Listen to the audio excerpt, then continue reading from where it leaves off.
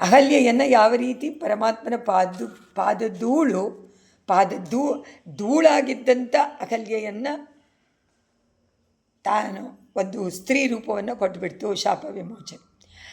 ಮುಳ್ಳಿಂದ ಮುಳ್ಳೆ ತೆಗಿಬೇಕು ಅನ್ನೋದು ನಮಗೆ ಗಾದೆ.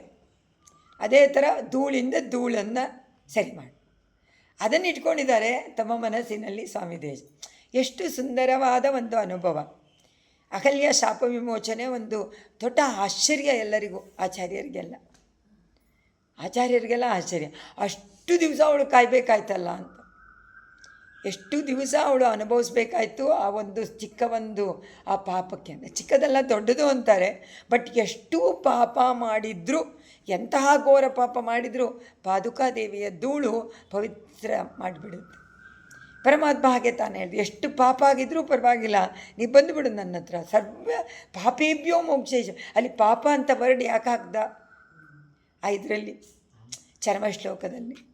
ನೀನು ಎಂಥ ಪಾಪಿಷ್ಟನಾಗಿದ್ರು, ಪಾಪ ಕಾರ್ಯ ಮಾಡಿದರೂ ಪರವಾಗಿಲ್ಲ, ಒಂದು ಸತಿ ನನ್ನ ಹತ್ರ ಬಂದುಬಿಟ್ರೆ, ಒಂದೇ ಒಂದು ಸತಿ ಸಕೃದೇವ, ನಾನು ನಿನ್ನನ್ನು ತಿರುಗಿಸ್ಬಿಡ್ತೀನಿ, ಪಾಪ ಎಲ್ಲ ನಿವಾರಣೆ ಮಾಡ್ತೀನಿ ಅಂತಿದ್ದಾನೆ.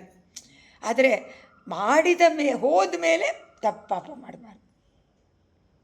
ಸಕೃದೇವ ಪ್ರಪನ್ನನಾಗು, ಆದರೆ ಪ್ರಪನ್ನನಾದ ಮೇಲೆ ಕೇರ್ಫುಲ್. ನಾನವಾಗ ತುಂಬ ಕೋಪ ಬರುತ್ತೆ ನನಗೆ ಅಂತಾನೆ.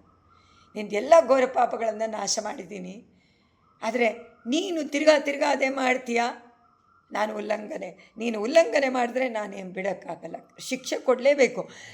ನಾನು ದಂಡಧರತ್ವ ಹೆಂಗೆ ಇಟ್ಕೊಂಡಿದ್ದೀನಿ ಅಂದರೆ, ಒಂದೇ ಸಮ ಆಗಿಬಿಡುತ್ತಿಲ್ಲ ಅಂದರೆ ಎಲ್ರಿಗೂ ನೀನು ಪ್ರೀತಿ ತೋರಿಸ್ತಾ ಇದ್ದರೆ ನಿನ್ನ ಪ್ರೀತಿಗೆ ಒಂದು ಇದೇ ಇರಲ್ಲ, ಮಾನವೇ ಇರೋದಿಲ್ಲ. ಅದಕ್ಕೇನು ಮಾಡ್ತಾನೆ, ಎಲ್ಲರಿಗೂ ಅವರವರಿಗೆ ತಕ್ಕಂತೆ ಅವನು ಶಿಕ್ಷೆಯನ್ನು ಕೊಡ್ತಾನೆ, ಅನುಗ್ರಹವೂ ನಿನ್ನ ಲಿಮಿಟ್ಗೆ ಕಾರಣ, ಅವನ ನಿಗ್ರಹವು ನಿನ್ನ ಪಾಪಕ್ಕೆ ಕಾರಣ. ಎಷ್ಟು ಪಾಪವೋ ಅಷ್ಟು ನಿಗ್ರಹ, ಎಷ್ಟು ಪುಣ್ಯವೋ ಅಷ್ಟು ಅನುಗ್ರಹ. ಆದರೆ ಕೆಲವು ಸತಿ ಆ ನಿಗ್ರಹವು, ಕೆಲವು ಸತಿ ಇಲ್ಲ, ಯಾವಾಗಲೂ ನಿಗ್ರಹವೂ ಅನುಗ್ರಹವೇ ಆಗುತ್ತೆ. ಯಾತಕ್ಕೆ ಅಂದರೆ ಅವನು ನಿಗ್ರಹ ಮಾಡದೇ ಇದ್ದರೆ ನೀನು ತಿರುಗೋದೇ ಇಲ್ಲ, ಶಿಕ್ಷೆ ಕೊಡದೇ ಇದ್ದರೆ ನೀನೆಲ್ಲಿ ತಿರುಗ್ತೀಯ. ಅವನಿಗೆ ಈಸಿ, ಯಾರೂ ಶಿಕ್ಷೆ ಕೊಡಲ್ಲ, ಧರ್ಮ ಇಲ್ಲ, ಏನಿಲ್ಲ, ನಾನು ಕಳ್ತನ ಮಾಡ್ತಾನೇ ಇರ್ತೀನಿ ಅಂತಾನೆ ಅವನಿಗೆ ಶಿಕ್ಷೆ ಕೊಟ್ಟರೆ ತಾನೇ ಗೊತ್ತು ಇದು ಧರ್ಮ ಅಂತ. ಅದೇ ಥರ ಅದರಿಂದ ಈ ಧೂಳನ್ನು ಪರಾಗವನ್ನು ಇಟ್ಕೊಂಡು ಸ್ವಾಮಿ ದೇಶಕರು ಅಷ್ಟು ಸುಂದರ ವರ್ಣನೆ ಇಲ್ಲ. ಇದರಲ್ಲಿ 3-4 ಸತಿ ಅಹಲ್ಯನೇ ಬರ್ತಾಳೆ. ಮಾತಸ್ತದ ರಾಘವ ಪಾದರಕ್ಷೆ ತ್ವಯಿ ಪ್ರಸಕ್ತಂ ತ್ವರೆಯೋಪಯಾಂತ್ಯ ಪರಾಮೃಷೇಯಂ ಪದವಿ ಪರಾಗಂ ಪ್ರಾಣೈಪಯಾಣಾಯ ಸಮುಜ್ಯಾನ್. ಧೂಳು ಅಲ್ಲ, ನನ್ನ ದೇಹದಿಂದ ಏಳುವಂಥ ಪ್ರಾಣ ಎನ್ನುವಂಥ ಧೂಳು ಅಂತಾರೆ ಪ್ರಸಕ್ತ. ಅದರಿಂದ ನೀನು ಪದವಿ ಪರಾಗ, ಆ ಮಾರ್ಗದಲ್ಲಿ ಧೂಳನ್ನು, ನಾನು ಇವಾಗ ಪ್ರಯಾಣ ಮಾಡಬೇಕು ಈ ದೇಹವನ್ನು ಬಿಟ್ಟು, ಆ ಪ್ರಯಾಣದ ಸಮಯದಲ್ಲಿ ಹೊರಡೋಕ್ಕೋಸ್ಕರವಾಗಿ ಪ್ರಾಣೈಹಿ ಪರಾಮೃಷೇಯಂ, ಆ ಪ್ರಾಣಿಗಳಿಂದ, ಆ ಪ್ರಾಣಿ ಅಂದ್ರೇನು, ಆ ಧೂಳುಗಳಿಂದ ತಾಕಬೇಕು. ಆ ಪರಾಗ ಇಷ್ಟು ದಿವಸ ತಾಕದೇ ಇದ್ದರೂ ಆ ಕಾಲದಲ್ಲಿ ತಾಕಿದ್ರೂ ನಾವು ದಾಟ್ಬಿಡ್ಬೋದು ಅಂತ ಹೇಳ್ತಾರೆ. ಮಾತಕ ಅಮ್ಮ ರಾಘವನ ಪಾದುಕಾದೇವಿಯೇ, ರಾಘವ ಪಾದರಕ್ಷೆ, ಮಾತಕ ರಾಘವ ಪಾದರಕ್ಷೆ, ರಾಘವನ ಪಾದರಕ್ಷೆಯೇ ತಾಯೇ, ನೀನು ಅಹಂ ನಾನೇನು ಮಾಡ್ತೀನಿ, ತ್ವಯಿ ಪ್ರಸಕ್ತಂ ತ್ವರೆಯೋಪಯಾಂತ್ಯ ಪರಾಮೃಷೇಯಂ ಪದವಿ ಪರಾಗಂ. ನಾನು ಅಹಂ, ನಾನು ತದಾ, ಯಾವಾಗ, ಯದಾ ತದಾ ಅಂತೀವಲ್ಲ, ಯಾದ ತದಾ ಆವಾಗ ಅಂತ, ಜೀವ ಅವಸಾನದ ಕಾಲದಲ್ಲಿ. ಅದು ಒಂದೇ, ಇವರು ಬೇಕಾದಷ್ಟು ಒಂದೊಂದು ಪದ್ಧತಿನಲ್ಲೂ ಅದು ಉಂಟು, ಅದನ್ನು ಮೆನ್ಷನ್ ಮಾಡ್ತಾರೆ. ನಾದ ಪದ್ಧತಿಯಲ್ಲಿ ತುಂಬ ಇದೆ, ಇದರಲ್ಲಿ ಒಂದರಲ್ಲಿ ಅದನ್ನು ಮೆನ್ಷನ್ ಮಾಡಿದ್ದಾರೆ. ಉಪಯಾಂತ್ಯ, ಅತಿ ವೇಗವಾಗಿ ಶರೀರವನ್ನು ಬಿಟ್ಟು ಪ್ರಾಣ ಹೊಟ್ಟೋಗುತ್ತೆ, ಆದರೆ ಕೆಲವು ಸತಿ ಹೋಗಲ್ಲ. ಪಾಪಿಷ್ಟ ಶರೀರದಲ್ಲಿ ತುಂಬ ಕಷ್ಟ ಕೊಡುತ್ತಂತೆ. ಜೀವ ಏನು ಮಾಡುತ್ತೆ, ಹೋಗೋಕ್ಕೆ ಇಷ್ಟ ಇಲ್ಲ ಈ ಶರೀರದಿಂದ, ಅಷ್ಟು ತೊಂದರೆ ಉಂಟಾಗತ್ತಂತೆ. ಹೇಳಿ ಅಂತಂತೆ ಜಗಳ, ಜೀವಾತ್ಮ ಜಗಳ ಮಾಡ್ತಾನೆ, ಹೋಗಲ್ಲ ನಂಗೆ ಬೇಡ, ಈ ಶರೀರ ಬಿಟ್ಟು ಹೋಗಲ್ಲ, ಇಲ್ಲೇ ಇರ್ತೀನಿ. ತುಂಬ ಕಷ್ಟ ನಿನ್ನಲ್ಲಿ. ಆವಾಗ ನೀನು ಅತಿ ವೇಗವಾಗಿ ಬರಬೇಕು, ನೀನು ಶೀಘ್ರವಾಗಿ ಬರಬೇಕು. ಬಂದು ತ್ವಯಿ ಪ್ರಸಕ್ತಂ, ನಿನ್ನಲ್ಲಿ ಸೇರಿರುವಂಥ ಪದವಿ ಪರಾಗ. ಯಾಕೆಂದರೆ ಪಾದುಕಾದೇವಿ ನಿನ್ನಲ್ಲಿ ಪರಮಾತ್ಮನ ಪಾದಧೂಳಿ ಇದೆ, ಆದರೆ ನನಗೆ ಪಾದುಕಾದೇವಿಯ ಧೂಳ್ಬೇಕು. ಆಚಾರ್ಯರ ಪಾದರಕ್ಷೆಯ ಅನುಗ್ರಹ, ಆಚಾರ್ಯರ ದರ್ಶನವೂ ಸಾಕು.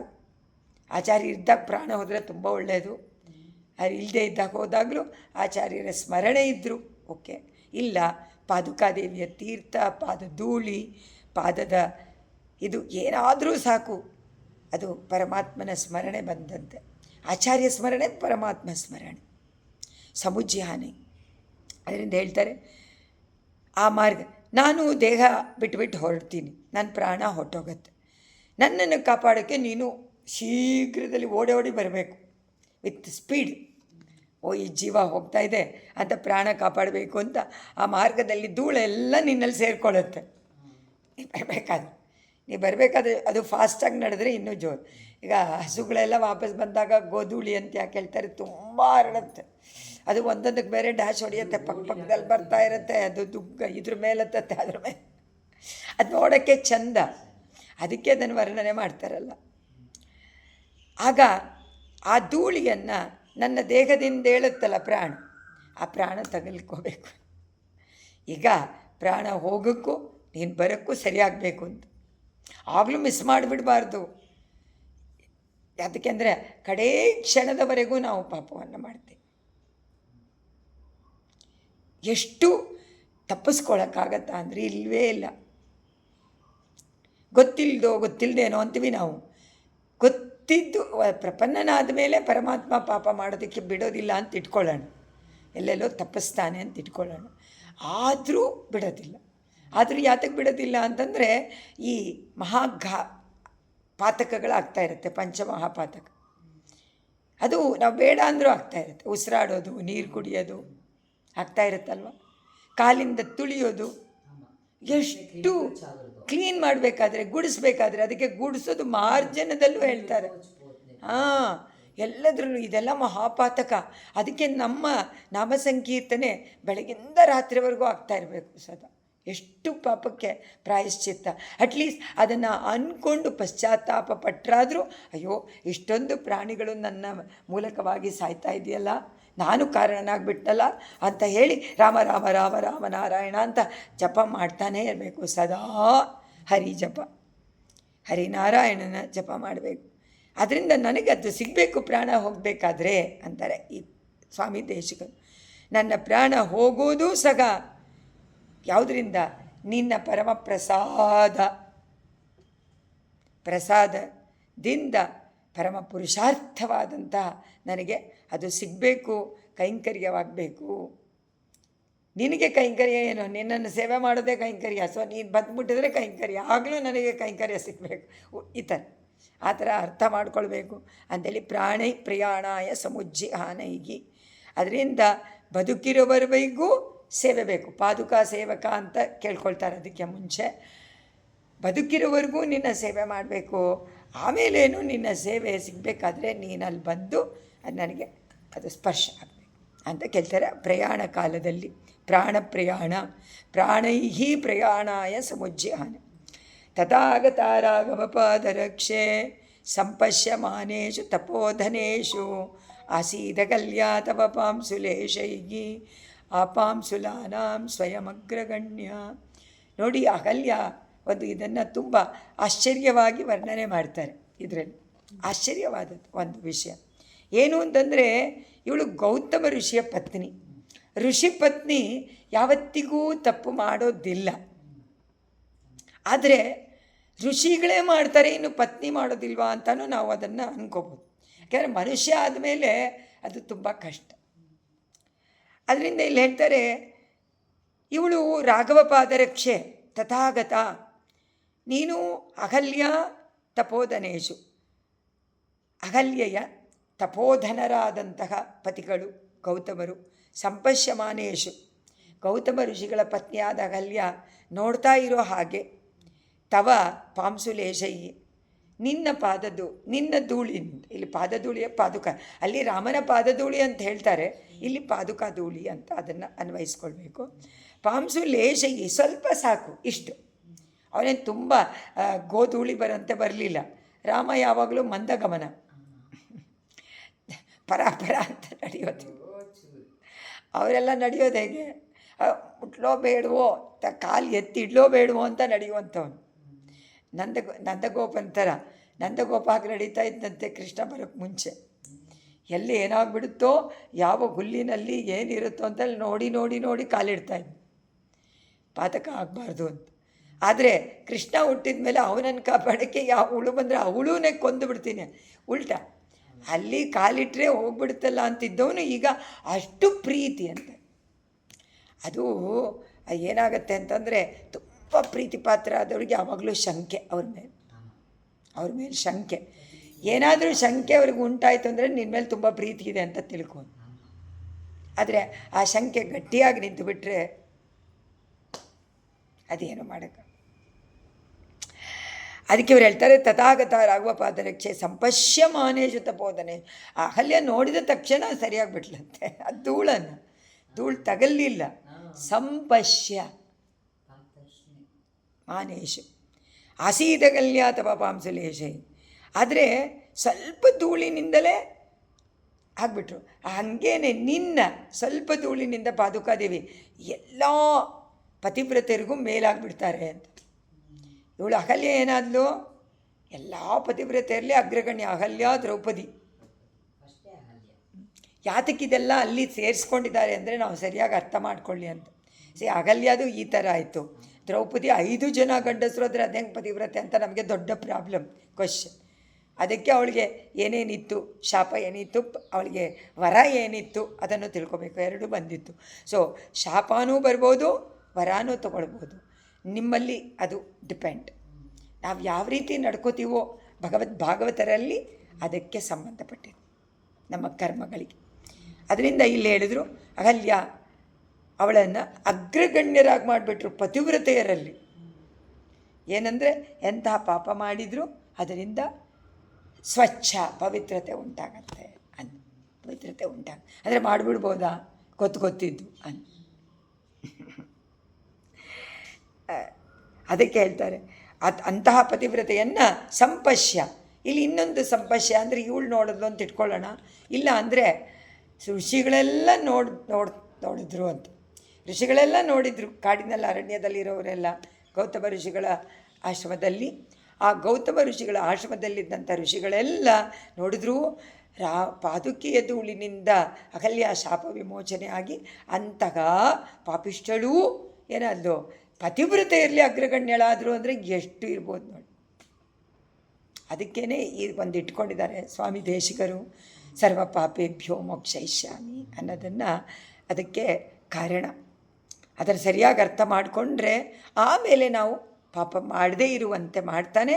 ಆದರೆ ಗೊತ್ತಿದ್ದು ಮಾಡಬಾರ್ದು ಅನ್ನುವುದು ನಿನಗೆ ವಿವೇಕ ಕೊಟ್ಟಿರೋದ್ರಿಂದ ನೀನು ಕಷ್ಟಪಟ್ಟು ಅದನ್ನು ಧರ್ಮವನ್ನು ಉಳಿಸ್ಕೋಬೇಕು. ಅದು ನಿನ್ನಲ್ಲಿದೆ. ಅದರಿಂದ ನಮಗೆ ಶಿಕ್ಷೆವಾಗತ್ತೆ ವಿನಃ ಇಲ್ಲದೆ ಇದ್ರಿಲ್ಲ. ಗೊತ್ತಿದ್ದು ಮಾಡಿದ್ರೆ ಶಿಕ್ಷೆ ಆಗುತ್ತೆ. ಪಶ್ಯಾಮಿ ಪದ್ಮೇಕ್ಷಣ ಪಾದರಕ್ಷೆ ಭವಾಂಬುದಿಂಪಾದ್ ಅಂದರೆ ಆಚಾರ್ಯ. ಈಗ ಪಾದುಕೆಯನ್ನು ಆಚಾರ್ಯರಿಗೆ ಹೋಲಿಸ್ಕೊಂಡ್ರೆ ಆಚಾರ್ಯರು ಅದೇ ಥರ. ಯಾವ ರೀತಿ ಪಾದುಕಾದೇವಿಯ ಧೂಳು ಮಾಡುತ್ತೋ ಪವಿತ್ರತೆ, ಆ ಥರ ನಾವು ಪವಿತ್ರರಾಗ್ತೀವಿ ಅನ್ನೋದನ್ನು ಇಲ್ಲಿ ಹೇಳಿದ್ದಾರೆ. ನಾವು ಆಚಾರ್ಯ ಕೃಪಾ ಕಟಾಕ್ಷ ಬಿದ್ದ ತಕ್ಷಣ ಅವ್ರು ತಿರುಗ್ತಾರೆ. ತಕ್ಷಣ ತಿರುಗದೇ ಇರ್ಬೋದು, ಟೈಮ್ ಆಗ್ಬೋದು. ಯಾಕೆಂದರೆ ಅದಕ್ಕೆ ಕಾರಣ ಉಂಟು. ಮಾಡಿರುವಂತಹ ಇದನ್ನು ರಿಯಲೈಸ್ ಮಾಡ್ಕೊಂಡ್ಮೇಲೆ ಅದು ಸರಿ ಮಾಡಿಬಿಡ್ತಾರೆ. ತಕ್ಷಣ ಆಗೋದಿಲ್ಲ. ಈಗ ಚಿಕ್ಕ ವಯಸ್ಸಿನಲ್ಲೇ ಆಗಿರುತ್ತೆ, ಗೊತ್ತಿಲ್ಲದೆ ಇರುವಂಥ ಕಾಲದಲ್ಲಿ ಶರಣಾಗತಿಗೆ ಆಗಿದೆ ಅಂತಲೇ ಗೊತ್ತಿಲ್ಲ. ಆಮೇಲೆ ಅನಿಸುತ್ತೆ ಎಷ್ಟೋ ವರ್ಷಗಳಾದಮೇಲೆ ಒಳ್ಳೆಯ ದಾರಿಗೆ ಬಂದಾಗ, ಆಚಾರ್ಯ ಕೃಪಾ ಕಟಾಕ್ಷ ಸಿಕ್ಕ ಅವರಿಗೆ ಕೈಂಕರ್ಯ ಮಾಡೋಕ್ಕೆ ಶುರು ಮಾಡಿದಾಗ, ಇದೇನಿದು, ಇವ್ರು ಹಿಂಗಾಗ್ಬಿಟ್ರಲ್ಲ, ಹೆಂಗೋ ಇದ್ರಲ್ಲ ಅಂತ ಎಲ್ಲರೂ ಆಶ್ಚರ್ಯಪಡುವಂತೆ ಆಗತ್ತೆ. ಅದು ಖಂಡಿತ ಆಚಾರ್ಯ ಕಟಾಕ್ಷ ಆಶ್ಚರ್ಯಪಡುವಂತಾಗತ್ತೆ. ಎಲ್ಲರೂ ಅಂದ್ಕೊಳ್ತಾರೆ, ಏನು ಹಾಗಿದ್ರಲ್ಲ, ಇದೇನು ಹೀಗಾಗ್ಬಿಟ್ರಲ್ಲ, ಹೇಗಾಯಿತು ಅಂತ. ಬೇರೆ ಪಶ್ಯಾಮಿ ಪದ್ಮೇಕ್ಷಣ ಪಾದರಕ್ಷೆ. ಪದ್ಮೇಕ್ಷಣ ಪಾದರಕ್ಷೆ ನೋಡಿ, ಪದ್ಮೇಕ್ಷಣನ ಪಾದರಕ್ಷೆಯ. ಈ ಕ್ಷಣ ಅಂದರೆ ನೋಟ, ಪದ್ಮ ಅಂದರೆ ತಾವರೆ ಹೂವಿನಂತೆ ಇದ್ದಾನೆ, ಕಣ್ಣಿನಂತೆ ತಾವರೆ ಹೂವಿನಂತೆ ಕಣ್ಣು, ಆದರೆ ವೀಕ್ಷಣೆ ಹೇಗಿದೆ ಅದೇ ಥರನೇ ಇದೆ. ಪದ್ಮ ಏನಾದರೂ ವೀಕ್ಷಣೆ ಮಾಡುತ್ತಾ? ಇಲ್ಲ. ನಾವು ಪದ್ಮವನ್ನು ನೋಡಿ ಎಷ್ಟು ಆಶ್ಚರ್ಯ ಪಡ್ತೀವೋ ಆ ಥರ ಅಂತಾರೆ. ನಾವು ಅದು ತಾವರೆ ಹೂವನ್ನು ನೋಡಿದ ತಕ್ಷಣ ಎಲ್ರಿಗೂ ಒಂದು ಪರಮಾನಂದ ಆಗುತ್ತೆ. ತಾವರೆ ಮಗ್ಗಾಗೇ ಇರಲಿ, ಆ ಮಗ್ಗನ್ನು ಹಾರ ಹಾಕಿದ್ರು ಅಬ್ಬಾ ಎಷ್ಟು ಚೆನ್ನಾಗಿದೆಯಲ್ಲ ಅಂತ ಅನಿಸುತ್ತಲ್ವ, ಹಾಗೆ. ಅದರಿಂದ ಪದ್ಮೇಕ್ಷಣ ಅಂತ ಹಾಕ್ತಾರೆ. ರಂಗನಾಥ ನೀನೇನು ಮಾಡಬೇಕು ಅಂದರು, ಭಕ್ತೋಪಯಾನ ತ್ವರೆಯಾಭವತ್ಯಾಗ. ಭಕ್ತರನ್ನು ಕರ್ಕೊಂಡು ಹೋಗಿ ತ್ವರೆ ಬಂದುಬಿಡುತ್ತಂತೆ ಪಾದುಕೆ. ನಮಗೆ ತ್ವರೆ ಇರಲಿ, ಅವರಿಗೆ ತ್ವರೆ. ಅದಕ್ಕೆ ತ್ವರೆಗೆ ಒಂದೇ ಒಂದು ತ್ವರ, ಭಗವತಸ್ತ್ವರಾಯೇ ನಮಃ ಅಂತ ಗಜೇಂದ್ರ ಮೋಕ್ಷದಲ್ಲಿ ವರ್ಣನೆ ಮಾಡ್ತಾರೆ. ತ್ವರೆಗೆ ನಮಸ್ಕಾರ. ಅದು ಒಂದೇ ಒಂದು ಕಡೆಯಲ್ಲಿ ಅಷ್ಟು ತ್ವರೆ.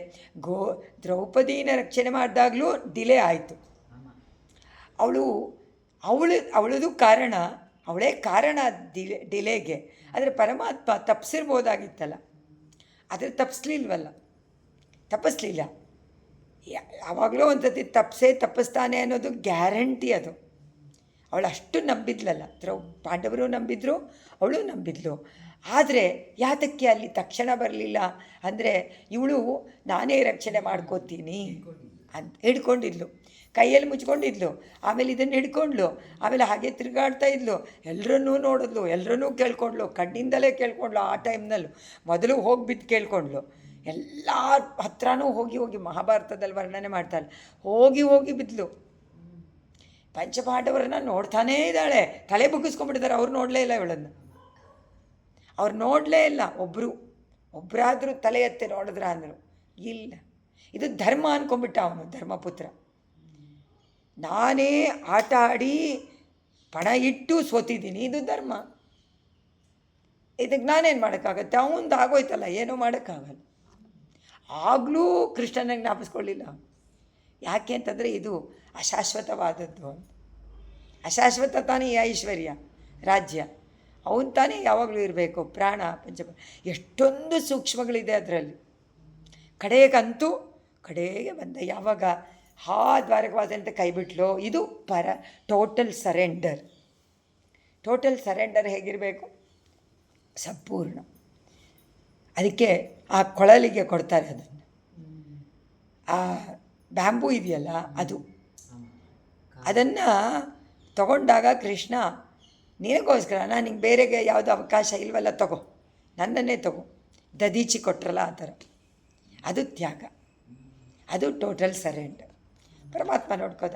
ಕೊಟ್ಟ ತಕ್ಷಣ ಈಗ ಯಾವಾಗಲೂ ಜೊತೆನಲ್ಲೇ ಇದೆಯೋ ಇಲ್ವೋ, ಅದು ಒಂದೇ ಒಂದು ಬ್ಯಾಂಬೂ. ಆದರೆ ಎಲ್ಲದಕ್ಕೂ ಸಿಕ್ಕಿಲ್ಲ.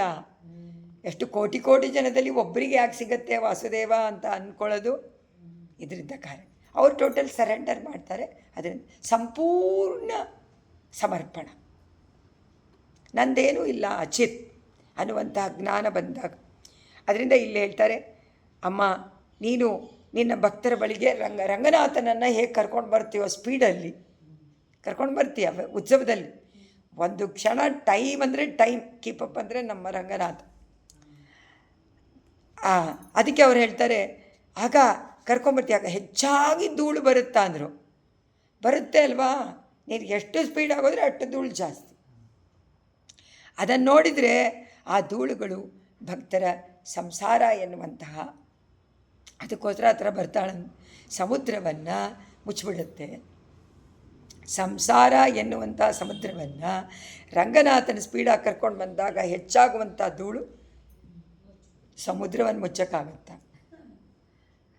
ಇದು ಅತಿಶಯೋಕ್ತಿ ಅಲ್ವಾ ಅಂತ ಅನಿಸುತ್ತೆ ನಮಗೆ. ಆದರೆ ಹೇಳ್ತಾರಲ್ಲ, ಹರಿರ್ಹರತಿ ಪಾಪಾನಿ ದುಷ್ಟಚಿತ್ತೆ ಅಪಿಸ್ಮೃತಗ ಅನಿಚ್ಛೆಯಾಪಿ ಸಂತೃಪ್ತೋ ದಗತ್ತೆ, ಆ ಥರ. ಅದರಿಂದ ಅನಿಚ್ಛೆ ಇಲ್ಲದೆ ಆದ್ರೂ ಪಾಪಗಳನ್ನೆಲ್ಲ ಸುಟ್ಟುಬಿಡುತ್ತೆ ಅಂದ ಮೇಲೆ ಧೂಳು, ಒಂದು ಧೂಳು ಮಾಡೋ ಕೆಲಸ ತುಂಬ ಧೂಳು ಬಂದರೆ ಸಮುದ್ರದಂತೆ ಹೊರಟೋಗುತ್ತೆ ತಾನೇ ಜನ್ಮ ಪರಂಪರೆ. ಸಂಸಾರ ಅಂದರೆ ಜನ್ಮ ಪರಂಪರೆ.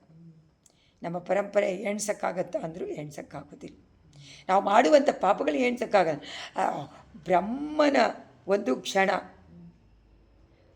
ಕ್ಷಣ ಎಷ್ಟಿರ್ಬೋದು ನೋಡ್ಕೊಳ್ಳಿ. ನಮ್ಮದಕ್ಕೂ ಅದಕ್ಕೂ ಕಂಪೇರ್ ಮಾಡಿದ್ರೆ ನಮ್ಮದು ತುಂಬ ಕಡಿಮೆ ಅಲ್ವಾ?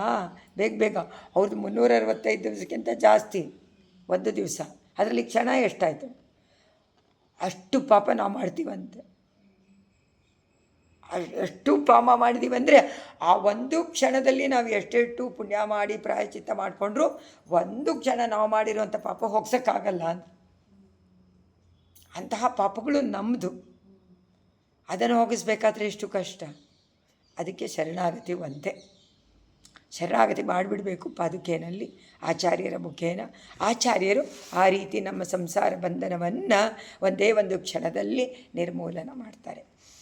ಪಂಚಾಯುಧಿ ಭೂಷಣಮೇವ ಶೌರೇಗೆ ಯತಸ್ತವೈತೆ ಮಣಿಪಾದರಕ್ಷೆ ವಿತನ್ವತೆ ವ್ಯಾಪ್ತ ದಿಶಪರಾಗಾಗ ಶಾಂತೋದಯಾನ್ ಶತ್ರು ಚಮೂಪರಾಗಾನ್ ಶತ್ರು ಪರಾಗ. ಈಗ ಪರಮಾತ್ಮ ಯಾಕೆ ಪಂಚಾಯುಧಗಳನ್ನು ಇಟ್ಕೊಂಡಿದ್ದಾನೆ? ಪರಮಾತ್ಮ ಯಾರು ಆಶ್ರಯಿಸ್ತಾರೋ ಆಶ್ರಯ ಮಾಡಿರುವಂಥ ಆಶ್ರಿತರ ವಿರೋಧಿ ನಿರಸನಕ್ಕೋಸ್ಕರ. ವಿರೋಧಿ ನಿರಸನ ಯಾವ್ಯಾವಾಗ ಮಾಡ್ದ? ಚಕ್ರವನ್ನು ಬಿಟ್ಟು ಗೊತ್ತಿದೆ. ಶಂಖ ಯಾವಾಗ ಊದ್ತಾನೆ?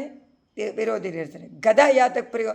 ಈ ಪಂಚಾಯುಧಿ ಪರಮಾತ್ಮ ಏನಂತ ಇಟ್ಕೊಂಡಿದ್ದಾನೆ? ನಿನ್ನನ್ನು ಧಾರಣೆ ಮಾಡಿಕೊಂಡೇ ಹೋಗ್ತಾನೆ ಶತ್ರುಗಳ ನಿರಸನಕ್ಕೆ. ಆ ಪಾದುಕೆ ಇಲ್ಲದೆ ಹೋಗೋದಿಲ್ಲ.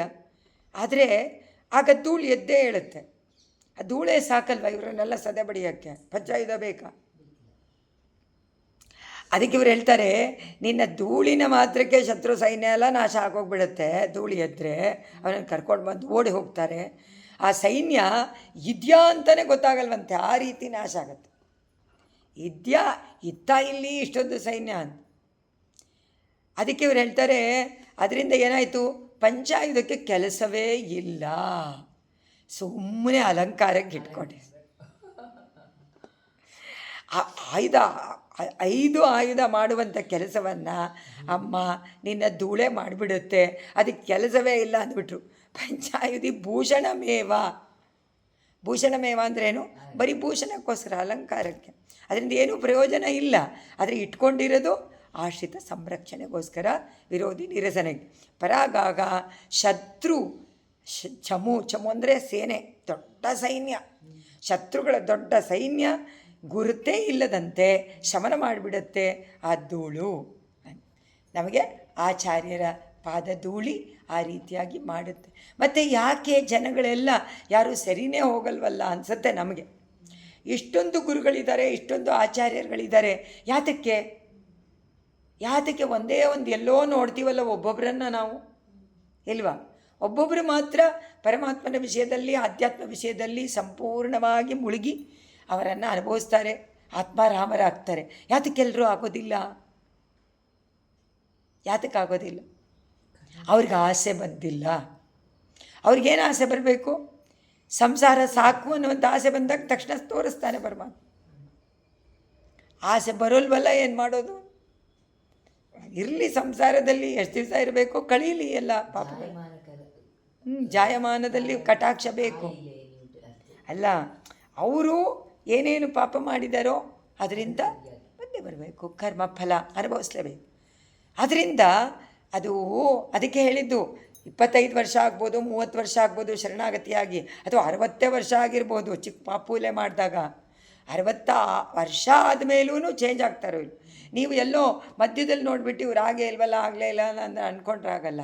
ಯಾಕೆಂದರೆ ಕರ್ಮ ಕಳಿಬೇಕು. ಆದರೆ ಆ ಸುಕೃತವನ್ನು ಇಟ್ಕೊಂಡು ಪರಮಾತ್ಮ ಉದ್ಧಾರ ಮಾಡೇ ಮಾಡ್ತಾನೆ. ಮೋಕ್ಷ ಖಂಡಿತ ಉದ್ಧಾರ ಮಾಡೇ ಮಾಡ್ತಾನೆ. ಶರಣಾಗತಿ ತಾಯಿ ತಂದೆ ಮಾಡಿಸ್ಬಿಡ್ತಾರೆ, ಗರ್ಭದಲ್ಲೇ ಮಾಡ್ತಾರೆ, ಇಲ್ಲ ಮಗುನೇ ಕರ್ಕೊಂಡೋಗಿ ಮಾಡಿಸ್ತಾರೆ ಶರಣಾಗತಿ. ಅದಕ್ಕೆ ಗೊತ್ತೇ ಇಲ್ಲ, ಹೇಳೇ ಇಲ್ಲ. ಆದರೂ ಯಾವಾಗಲೂ ಒಂದು ಸತಿ ತಿಳಿಯಪಡಿಸಿ ಸರಿಯಾಗುವಂತೆ ಮಾಡಿ ಕಟಾಕ್ಷದಿಂದ ಮೇಲಕ್ಕೆ ಕರ್ಕೊಂಡೋಗಿ ಮೋಕ್ಷ. ಅದಕ್ಕೆ ಹೇಳ್ತಾರೆ ಇದರಲ್ಲಿ. ಯಾತಕ್ಕೆ ಅಂತಂದರೆ ನಮಗೆ ತುಂಬ ಈಗ ಅರಿಷಡ್ ವರ್ಗಗಳು ನಮ್ಮಲ್ಲಿ ಇದ್ದೇ ಇದೆ. ಎಲ್ಲನೂ ನಾವು ಅದು ಇಡ್ತೀವ? ಇಲ್ಲ. ತಕ್ಷಣ ಬರುತ್ತೆ ರಿಫ್ಲೆಕ್ಸ್ ಆ್ಯಕ್ಷನ್. ಅದು ವಾಸನೆಯಿಂದ ಮದ, ಮಾತ್ಸರ್ಯ, ಕೋಪ ಎಲ್ಲನೂ ಎಷ್ಟು ಬರುತ್ತೆ ಅಂದರೆ ಹೇಳೋಕ್ಕೆ ಆಗೋದಿಲ್ಲ. ಅದಕ್ಕೆ ಕಾರಣ ಕಾಮ. ಮೇಲ್ಗಡೆ ವೈರಾಗ್ಯ ತೋರಿಸ್ತಾ ಇರ್ಬೋದು, ಹೇಳ್ತಾ ಇರ್ಬೋದು, ಇಲ್ಲ ಅನ್ಕೋಬೋದು, ಆದರೂ ಒಳಗಡೆ ಆಸೆ. ಈಗ ಯಾವುದೋ ಒಂದು ಸೀರೆ ನೋಡ್ತೀವಿ, ಕಣ್ಣಿಗೆ ಚೆನ್ನಾಗಿ ಕಾಣಿಸುತ್ತೆ ಅಂದ ತಕ್ಷಣ ಅಲ್ಲಿ ಹೋಯ್ತೋ ಇಲ್ವೋ, ಕಣ್ಣಿಗೆ ಆಸೆ ಬಂತೋ ಇಲ್ವೋ. ನೀ ತೊಗೊಳ್ಬೇಕು ಅಂತ ಆಸೆ ಪಡದೇ ಇರ್ಬೋದು. ನೀ ಯಾವಾಗ ಅದು ಚೆನ್ನಾಗಿದೆ ಅಂದ್ಕೊಂಡ್ಯೋ, ಮೊದಲು ಏನು ಅನ್ಕೋಬೇಕು, ನೋಡಿದ ತಕ್ಷಣ ಕೃಷ್ಣನಿಗೆ ಉಡಿಸಿದ್ರೆ ಚೆನ್ನಾಗಿದೆ ಅಂದರೆ ಅದು ಆಸೆ ಇಲ್ಲ. ಅದು ಯಾವಾಗ ನಿನ್ನನ್ನೇ ಇಮ್ಯಾಜಿನ್ ಮಾಡ್ಕೊಳ್ತೀಯೋ ಆ ಸೀರೆಯಲ್ಲಿ, ಆವಾಗ ಹೋಯ್ತದು. ಅದು ಇದ್ದೇ ಇದೆ ಬಾಯಿನಲ್ಲಿ ಮಾತ್ರ ಹೇಳ್ತಾ ಇರ್ಬೋದು, ಅಲ್ಲ ಸುಮ್ಮನೆ ಎಕ್ಸಾಂಪಲ್ ಅದಷ್ಟೇ. ಕಾಮ ಯಾವ್ಯಾವುದಕ್ಕೆ ಉಂಟಾಗತ್ತೆ ಅಂತ ಹೇಳೋಕ್ಕಾಗಲ್ಲ. 5 ಇಂದ್ರಿಯದಲ್ಲೂ ಅದು ಅದರ ಕೆಲಸವನ್ನು ಮಾಡ್ತಾ ಇರುತ್ತೆ. ಅದಕ್ಕೆ ಅವ್ರು ಹೇಳ್ತಾರೆ, ಜೀವನಿಗೆ ಇದು ಹೋಗೋದೇ ಇಲ್ಲ. ಆದರೆ ನಮ್ಮ ಆಳ್ವಾರು ಹೇಳ್ತಾರೆ, ಒಂದೊಂದು ಪಾಶುರದಲ್ಲಿ 10 ಪಾಶುರದಲ್ಲಿ ಶೂಳ್ದಿರಿಂದ ಏತ್ತುವರೆ ಪಲ್ಲಾಂಡ ಮೊದಲೇ ತಗೊಳ್ಳಿ. ಪಲ್ಲಾಂಡನ ಹೇಳಿದ್ರೆ ಪೆರಿಯಾಳ್ವಾರು ಏನು ಹೇಳ್ತಾರೆ, ಪರಮಾತ್ಮನ ಸುತ್ತಲೂ ಸುತ್ತಲೂ ಓಡಾಡ್ತಾ ಓಡಾಡ್ತಾ ಓಡಾಡ್ತಾ ಪರಮಾತ್ಮನಿಗೆ ಪಲ್ಲಾಂಡ ಹೇಳುವಂತೆ ಆಗ್ಬಿಡ್ತಾರೆ. ಅರ್ಥ ಏನು? ಯಾವಾಗಲೂ ಪರಮಾತ್ಮನ ಜೊತೆಯಲ್ಲಿರಬೇಕು ಅಂತ ಆಸೆ ಪಡ್ತಾರೆ. ಸುತ್ತಿ ಸುತ್ತಿ ಬರಬೇಕು, ಅಂದರೆ ಉತ್ಸವಕ್ಕೆ ಹೋಗಬೇಕು, ಪರಮಾತ್ಮನ ದರ್ಶನ ಮಾಡಬೇಕು, ಅವನನ್ನೇ ಜಿಕ್ವೆ ಕೀರ್ತಿಯ ಕೇಶವ ಮರೇಪಂ ಚೇತೋಭಜ ಶ್ರೀಧರಂ ಅಂತ ಕೇಳಬೇಕು, ಹೇಳಬೇಕು, ಅವನನ್ನೇ ಸ್ತೋತ್ರ ಮಾಡಬೇಕು ಅನ್ನುವಂಥ ಮನಸ್ಸು ಕೊಡ್ತಾನೋ ಇಲ್ವೋ. ಯಾವುದರಿಂದ? ಪಲ್ಲಾಂಡಿಂದ. ತಿರುಗ್ ಪಲ್ಲಾಂಡ ಹೇಳಿದ್ರೇ ಅದು ಬಂದ್ಬಿಡುತ್ತೆ ಅಂತಾರೆ. ಇನ್ನು ಬೇರೆ ಎಷ್ಟು ಫಲಗಳನ್ನು ಹೇಳಿದ್ದಾರೆ, ಒಂದಲ್ಲ ಎರಡಲ್ಲ, ಅಷ್ಟು ಫಲಗಳನ್ನು ಹೇಳಿರೋದ್ರಿಂದ ಇದು ಏನಕ್ಕೆ ಅಂದರು, ಪದ್ಯ ಪಠಣದಿಂದಲೇ ಹೋಗತ್ತೆ. ಆದರೆ ಶ್ರೀಭಾಷ್ಯ ಜ್ಞಾನ, ಆ ಜ್ಞಾನ, ಬ್ರಹ್ಮಾತ್ಮ ಜ್ಞಾನ ಎಲ್ಲ ಬೇಕಾದರೂ ಅದೆಲ್ಲ ಭೂಷಣ. ಯಾವುದು? ನಿನ್ನ ವಿದ್ಯೆ ಎಲ್ಲ ಏನು? ಭೂಷಣ. ನಿನ್ನ ಪ್ರಪತ್ತಿ ಟೋಟಲ್ ಸರೆಂಡರ್ ಈಸ್ ದ ಕಾರಣ ಇಲ್ವಾ? ಅದರಿಂದ ಕಾರಣ ತಾನೇ ಮೋಕ್ಷ. ಏನು ಭಾಷೆ ಎಲ್ಲ ಓದಿದ್ರೆ ಅಥವಾ ಇದನ್ನೆಲ್ಲ ಓದಿದ್ರೆ ನಿನಗೆ ಸಿಕ್ಬಿಡುತ್ತಾ ಮೋಕ್ಷ? ಇಲ್ಲ, ಸಿಗಲ್ಲ. ಭೂಷಣ ಅದು. ಬಿರುದುಗಳೆಲ್ಲ ಏನು? ಏನೇನು ಬಿರುದು ನೀನು ತಗೊಳ್ತೀಯೋ ಎಲ್ಲ ಬರೀ ಅಲಂಕಾರಕ್ಕೆ. ಆದರೆ ನಿಜವಾದ ಭಕ್ತಿ ಪ್ರಪತ್ತಿನೇ ನಮಗೆ ಭೂಷಣ. ಅದು ಹಾಕ್ಕೋಬೇಕು, ಪೆಂಡೆಂಟು. ಅದು ಬೇರೆ ಎಲ್ಲ ಬರೀ ಪೆಂಡೆಂಟ್. ಯಾವುದು ಒಂದು ಪೆಂಡೆಂಟೇ ಕೊಟ್ಟಿದ್ದಾರಲ್ಲ ಆಚಾರ್ಯ ಪಾದುಕೆ. ಅದಕ್ಕೆ ಹೇಳ್ತಾರೆ ನೆಕ್ಸ್ಟು, ಪರಿಣಮತಿ ಅಕಠೋರಾಂ ಪ್ರಾಪ್ತಿಗೆ ಯತ್ ಪ್ರಭಾವಾತ್ ಅಲಭದ ಶಿಲೆಯ ಸ್ವಾನ್ ಗೌತಮೋ ಧರ್ಮದಾರನ್. ಮತ್ತೆ ಅಹಲ್ಯ. ಗೌತಮೋ ಧರ್ಮದಾರ, ಗೌತಮನ ಧರ್ಮಪತ್ನಿಯ ಅಂತ ಅಹಲ್ಯ. ಅಲಭದ ಶಿಲೆಯ ಸ್ವಾನ್. ಈಗ ಕಲ್ಲಾಗಿಬಿಟ್ರೆ ಅದು ಮತ್ತೆ ಚೇತನವನ್ನು ಪಡ್ಕೊಂಡು ಜ್ಞಾನವನ್ನು ಪಡ್ಕೊಂಡು ಮನುಷ್ಯನಾಗಿ ಹುಟ್ಟಿ ಪರಮಾತ್ಮನ ಪಡ್ಕೊಳ್ಬೇಕು ಅಂದರೆ ಎಷ್ಟು ಕಷ್ಟ. ಅಚಿತ್ತಿಗೆ ಯಾವಾಗ ಸಿಗುತ್ತೋ ಚೈತನ್ಯ ರೂಪ ಗೊತ್ತಿಲ್ಲ, ಎಷ್ಟೆಷ್ಟು ಮಿಲಿಯನ್ಸ್ ಆಫ್ ಇಯರ್ಸ್. ಅದರಿಂದ ಆದರೆ ಗೌತಮ ಧರ್ಮಪತ್ನಿಗೆ ಬೇಗನೆ ಹೋಗ್ಬಿಡ್ತಲ್ಲ ಶಾಪ ವಿಮೋಚನೆ ಅಂತ. ಗೌತಮರಿಗೆ ಪತ್ನಿ ಆಗಿಬಿಡ್ತಲ್ಲ, ಮತ್ತೆ ಪತ್ನಿ ಆಗಿದ್ಲು ಮೊದಲು, ಶಾಪದಿಂದ ಧೂಳಾಗ್ಬಿಟ್ಲು. ಧೂಳಿಗೆ ಇವಾಗ ಮತ್ತೆ ಸಿಕ್ಬಿಡ್ತಲ್ಲ. ಧೂಳು ಅಂದರೆ ಕಣ, ವಿತೌಟ್ ಎನಿ ಶರೀರ, ಸೂಕ್ಷ್ಮ ಶರೀರ. ಸೂಕ್ಷ್ಮ ಶರೀರದಿಂದಿದ್ಲು ಅಂತ ಅರ್ಥ. ನಿನ್ನ ಧೂಳಿ ರಜೋಗುಣ ಪ್ರಜಾನ ಪುನಃ ಶಂಕ. ಹಾಗಾದರೆ ನಮಗೆ ಶಂಕೆ ಆಗ್ಬೋದಲ್ಲ, ಅಲ್ಲಿಂದಾನೇ ಮುಕ್ತಿ ಕೊಟ್ಟು ಬಿಟ್ಟಿದ್ರೆ ಚೆನ್ನಾಗಿರ್ತಾ ಇತ್ತಲ್ಲ ಇಲ್ವಾ? ಅಚಿತ್ತ ವಸ್ತು ಆಗಿದ್ದಾಗಲೇ ಮೋಕ್ಷ ಸಿಗ್ಬಿಟ್ರೆ ಅಲ್ವಾ? ಯಾತಕ್ಕೆ ಮತ್ತೆ ಇದು ಬರಬೇಕು? ಈ ರಜಸ್ಸು ತಮಸ್ಸು ಕೂಡಿರುವಂಥ ಶರೀರ ಯಾಕೆ ಬೇಕು ಅಂತ ಸಂದೇಹ ಉಂಟಾಗತ್ತಲ್ಲ. ಸಂದೇಹ ಉಂಟಾದಾಗ ಏನು ಮಾಡಬೇಕು? ಆದರೆ ಜನಗಳಿಗೆ ಮತ್ತೆ ಹುಟ್ಟೋದು ಅನ್ನುವಂಥದ್ದು ಆ ಸಂದೇಹವನ್ನು ವಾರಕ. ಇದರಿಂದ ತಿಳ್ಕೊಳ್ಳಿ ಅಂತ. ಯಾವುದರಿಂದ? ಅಹಲ್ಯೆಯನ್ನು ನೋಡಿ. ಅಲ್ಲೇ ನಮಗೆ ಉಂಟಾಗತ್ತಲ್ಲ ಸಂದೇಹ ಅಂತಂದರೆ. ಅಹಲ್ಯೆ ಏನಾದರೂ ಆಸೆ ಪಟ್ಟಿದ್ರೆ ಮೋಕ್ಷಕ್ಕೆ, ಅಲ್ಲಿಂದ ಅವಳ ಆಸೆ ಇಲ್ಲ. ಅವಳು ಹೋಗಬೇಕಾದ್ರೆ ಏನಿತ್ತು? ಕಾಮ. ಇಲ್ಲಿ ಹೋಗಿರಲಿಲ್ವಲ್ಲ, ಅದರಿಂದ ಅವಳು ಹೋಗೋಕ್ಕಾಗಲಿಲ್ಲ. ಬಟ್ ಅವಳಿಗೆ ಒಳ್ಳೆಯ ಪದವಿ ಸಿಕ್ತು, ಅಗ್ರಗಣ್ಯಳಾಗ್ಬಿಟ್ಲು, ಪತಿವ್ರತ ಸ್ತ್ರೀ ಅಂತ. ಆದರೆ ಅವಳು ಮತ್ತೆ ಶರೀರವನ್ನು ತಗೊಂಡು ಅನುಭವಿಸ್ಬೇಕಾಗಿ ಬಂತು. ನಮಗದು ಅಲ್ಲಿ ಇಲ್ಲದು ಕೊಟ್ಟಿಲ್ಲ. ಆ ಸಂಶಯನೂ ಹೋಗುತ್ತೆ ಅಂತ ಕೊಟ್ಬಿಟ್ರು. ಅಹಲ್ಯೆಯನ್ನು ನೋಡಿ ಜನಗಳಿಗೆ ಪಾದಧೂಳಿ ಇಂತಹ ಒಂದು ದೊಡ್ಡ ಕೆಲಸವನ್ನು ಮಾಡೋಕ್ಕಾಗತ್ತಾ ಅನ್ನುವಂಥ ಸಂಶಯ ಇದರಿಂದ ಹೋಗುತ್ತೆ. ಅಮ್ಮ ಪಾದುಕಾದೇವಿ ಅದರಿಂದ ನಿನ್ನ ಧೂಳು ಯಾವ ರೀತಿ ನಮ್ಮನ್ನೇ ಪವಿತ್ರತೆಯನ್ನು ಉಂಟು ಮಾಡುತ್ತೆ ಅನ್ನೋದು ಅರ್ಥ ಮಾಡ್ಕೊಳ್ತೀವೋ ಆಗ ಗೊತ್ತಾಗ್ಬಿಡುತ್ತೆ. ಈಸಿಯಾಗಿ ಗೊತ್ತಾಗದೆ ಸಂಶಯ ಹೊಟ್ಟೋಗುತ್ತೆ ಅಂತಾರೆ ಇಲ್ಲಿ. ಅದನ್ನು ಹೇಳ್ತಾರೆ, ಅಮ್ಮ ಪಾದುಕಾದೇವಿ ಗೌತಮ ಯತ್ ರಜೋ ಪ್ರಭಾವಾತ್, ನಿನ್ನ ರಜಸ್ಸಿನ ಪ್ರಭಾವದಿಂದ ಯಾವ ಗೌತಮ ಋಷಿಯ ಪತ್ನಿ ರಜವಾಗಿದ್ದವಳು ಮತ್ತೆ ಒಳ್ಳೆಯ ರೂಪವನ್ನು ಪಡ್ಕೊಂಡ್ಲೋ, ಅಕಠೋರಾಂ ಮೃದುವಾದ, ಕಠೋರವಾಗಿದ್ದು ಮೃದು. ಇಲ್ಲಿ ಕಠೋರ ಅಂದರೆ ಕಲ್ಲು ಅಂತಂದಿದೆ, ಅದಕ್ಕೋಸ್ಕರ ಕಲ್ಲು ಅಂತ ಹೇಳಿಬಿಡ್ತಾರೆ. ಕಠೋರ ಅಂದರೆ ಅದು ಕಠೋರವಾದದ್ದು ಸೂಕ್ಷ್ಮ. ಎಷ್ಟು ಕಷ್ಟ, ಅಲ್ಲಿಂದ ನಮಗೆ ಬೇರೆ ಒಂದು ಸಿಗಬೇಕಾದ್ರೆ ಜನ್ಮ, ಒಂದು ಶರೀರ, ಎಷ್ಟು ಪುಣ್ಯ ಮಾಡಬೇಕು ಏನೋ ಗೊತ್ತೆ. ಅದರಿಂದ ಇಲ್ಲೇ ಇರ್ತಾರೆ ಅಂತ ಯಾಕೆ ಹೇಳ್ತಾರೆ, ಇಲ್ಲೇ ಓಡಾಡ್ತಾರೆ. ಆ ಆತ್ಮಹತ್ಯೆ ಮಾಡ್ಕೊಳ್ಳೋರು ಇದರಿಂದ ಅವ್ರಿಗೆಲ್ಲರೂ ಇಲ್ಲೇ ಇರ್ತಾರೆ ಅಂತ. ಅವ್ರಿಗೆ ಇಲ್ಲವೇ ಇಲ್ವಂತೆ, ಅವ್ರಿಗೆ ಇಲ್ಲವೇ ಇಲ್ಲ ಅಂದ್ಬಿಟ್ರು. ಈ ಕಡೆನೂ ಇಲ್ಲ ಆ ಕಡೆನೂ ಇಲ್ಲ, ತ್ರಿಶಂಕು ಥರ ಇಲ್ಲೇ ಇರ್ತಾರೆ ಅಂತ. ಅದ್ರಿಗೆ ಎಷ್ಟು ಕಷ್ಟ, ಅದು ಕಠಿಣವಾದದ್ದಲ್ವ ಆ ಒಂದು ಸ್ಥಿತಿ. ಅದಕ್ಕೆಲ್ಲ ಹೇಳ್ತಾರೆ, ಆ ಶಿಲೆಯ ಅಂತಲೇ ಹಾಕ್ಬಿಟ್ರು ಇಲ್ಲಿ ಸ್ವಾಮಿ ದೇಶಿಕರು ಕೂಡ, ಶಿಲೆ ಆಗಿದ್ಲು ಅಂತ. ಆದರೆ ರಾಮಾಯಣದಲ್ಲಿ ಆ ಥರ ಇಲ್ಲ, ಬಟ್ ಬೇರೆ ರಾಮಾಯಣದಲ್ಲಿ ಇರೋದ್ರಿಂದ ಅದು ಶಿಲೆ ಅಂತ. ಕಂಬರಾಮಾಯಣನೂ ಒಪ್ಕೊಂಡಿದ್ದಾರಲ್ಲ, ತುಳಸಿ ರಾಮಾಯಣ, ಕಂಬರಾಮಾಯಣ. ಅಲಭದ ಶಿಲೆಯ ಸ್ವಾನು ಗೌತಮೋ ಧರ್ಮಧಾರ, ನಿನ್ನ ಧೂಳಿಯಿಂದ ಅದು ಸಿಟ್ಟು, ಪರಿಣತಿ, ಪರಿಣಾಮವನ್ನು ರೂಪಾಂತರವಾಯಿತು.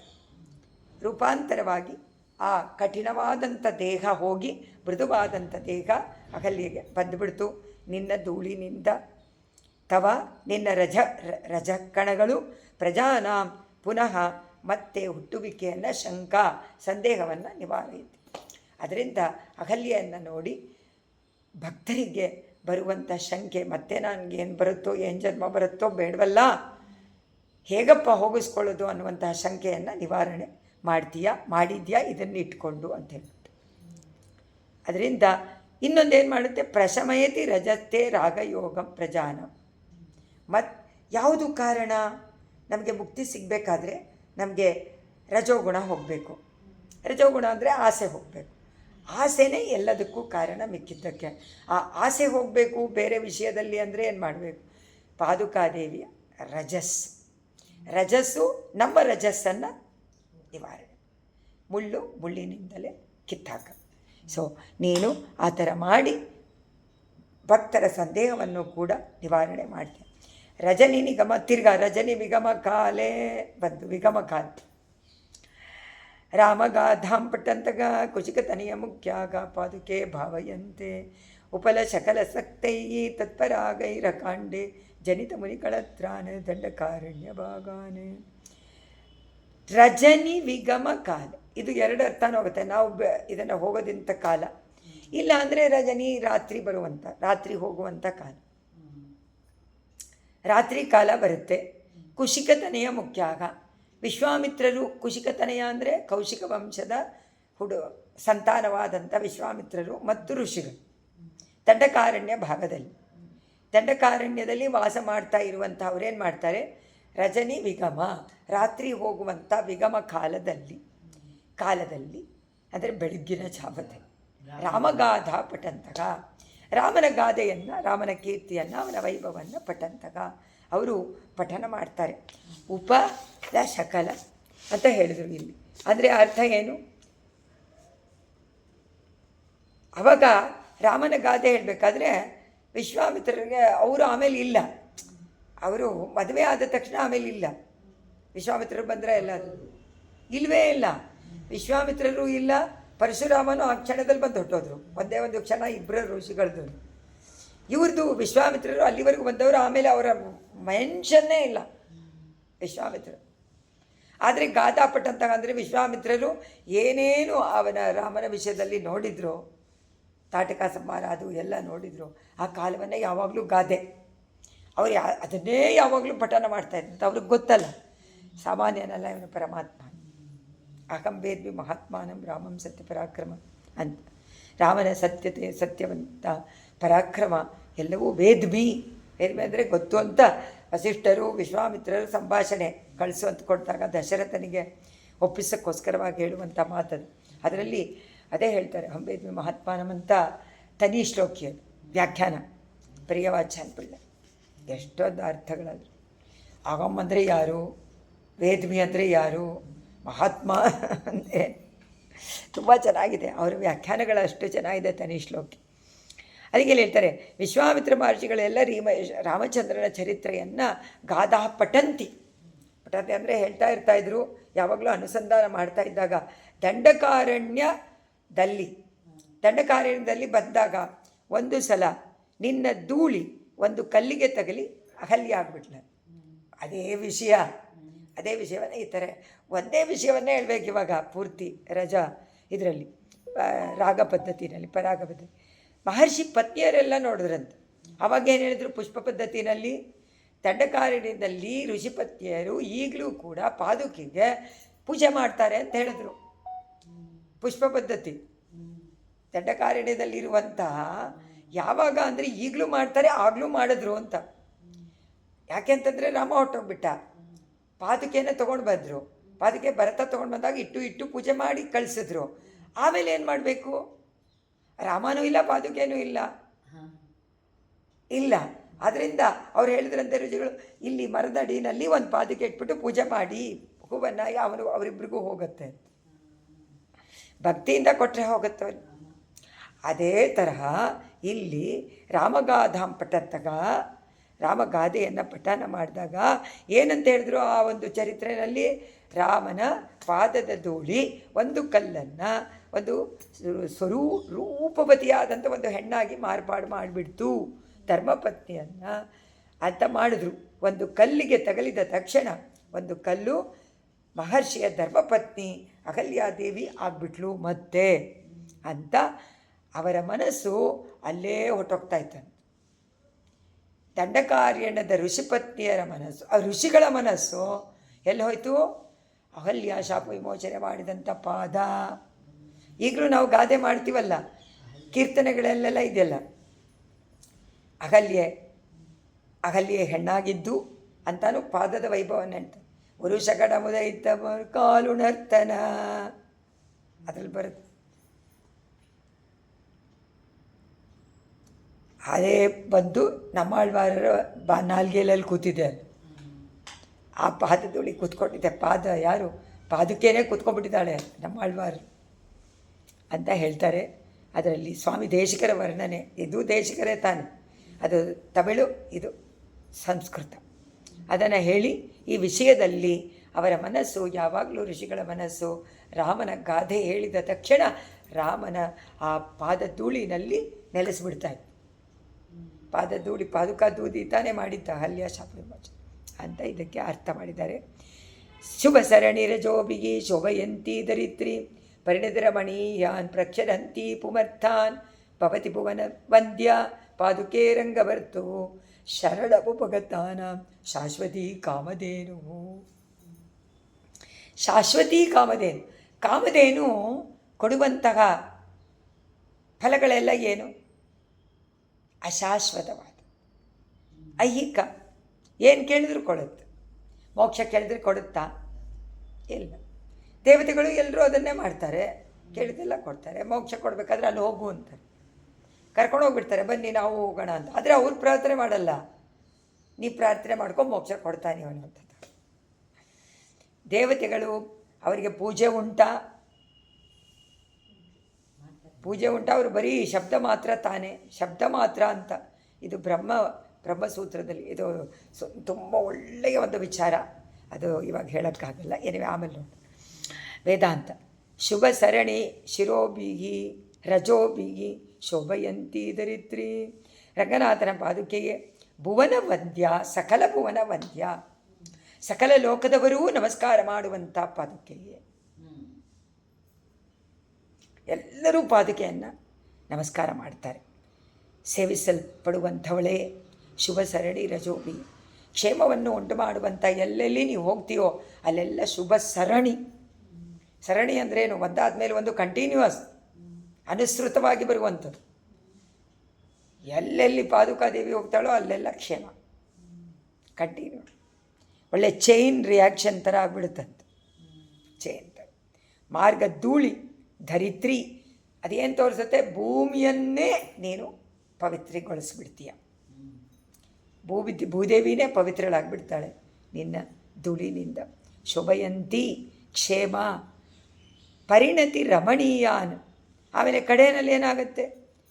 ಪುಮರ್ಥಾನ್ ಪ್ರಕ್ಷರಂತಿ. ಪುಮರ್ಥಾನ್ ಪುರುಷಾರ್ಥ, ಸಕಲವಿಧ ಪುರುಷಾರ್ಥಗಳನ್ನು ಕೊಡ್ತೀಯ. ಯಾವುದರಂತೆ? ಕಾಮಧೇನು ಅಂತ. ಧರಿತ್ರಿಯನ್ನೇ ಪವಿತ್ರಿ ಮಾಡಿಬಿಡ್ತೀಯ. ಅದರಿಂದ ಬರುವಂಥ ಪುರುಷಾರ್ಥ ಎಲ್ಲ ಒಳ್ಳೆಯ ತಾನೆ. ಈಗ ಭೂಮಿಯಿಂದ ನಮಗೆಲ್ಲ ಐಶ್ವರ್ಯ ಲಾಭ. ಆ ಭೂಮಿಯಿಂದ ಲಾಭವಾಗುವಂಥದ್ದೆಲ್ಲ ನಶ್ವರ, ಎಲ್ಲನೂ ನಶ್ವರ, ಯಾವುದೂ ಶಾಶ್ವತ ಇಲ್ಲ. ಅದನ್ನೆಲ್ಲ ಕೊಡುವಂಥದ್ದು ಭೂಮಿ. ಅದೇ ಥರ ಕಾಮಧೇನು. ನೀನು ಕಾಮಧೇನು ಥರ ಭೂಮಿ ಥರ ಎಲ್ಲವನ್ನೂ ಕೊಟ್ಟು ಎಲ್ಲ ಕ್ಷೇಮವನ್ನು ಕೊಡ್ತೀಯ. ಆದರೆ ನೀನು ಯಾಕೆ ಸ್ಪೆಷಲ್ ಅಂದರೆ, ಯಾಕೆ ಸ್ಪೆಷಲ್?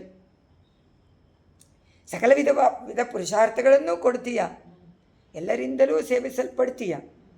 ಆದ್ದರಿಂದ ನೀನು ನಂಬಿದವರಿಗೆ ಉತ್ತಮವಾದ ಕಾಮಧೇನುವಂತೆ ಆಗ್ತೀಯ. ಯಾರು ಮೋಕ್ಷ ಸಿಗತ್ತೆ ಅಂತ ನಂಬ್ತಾರೋ ಮೋಕ್ಷನೂ ಕೊಡ್ತಾರೆ. ಮೋಕ್ಷ ಕೊಡ್ಬೋದಾ ಇವಳು? ತಾಯಾರು ಕೊಡ್ಬೋದಾ?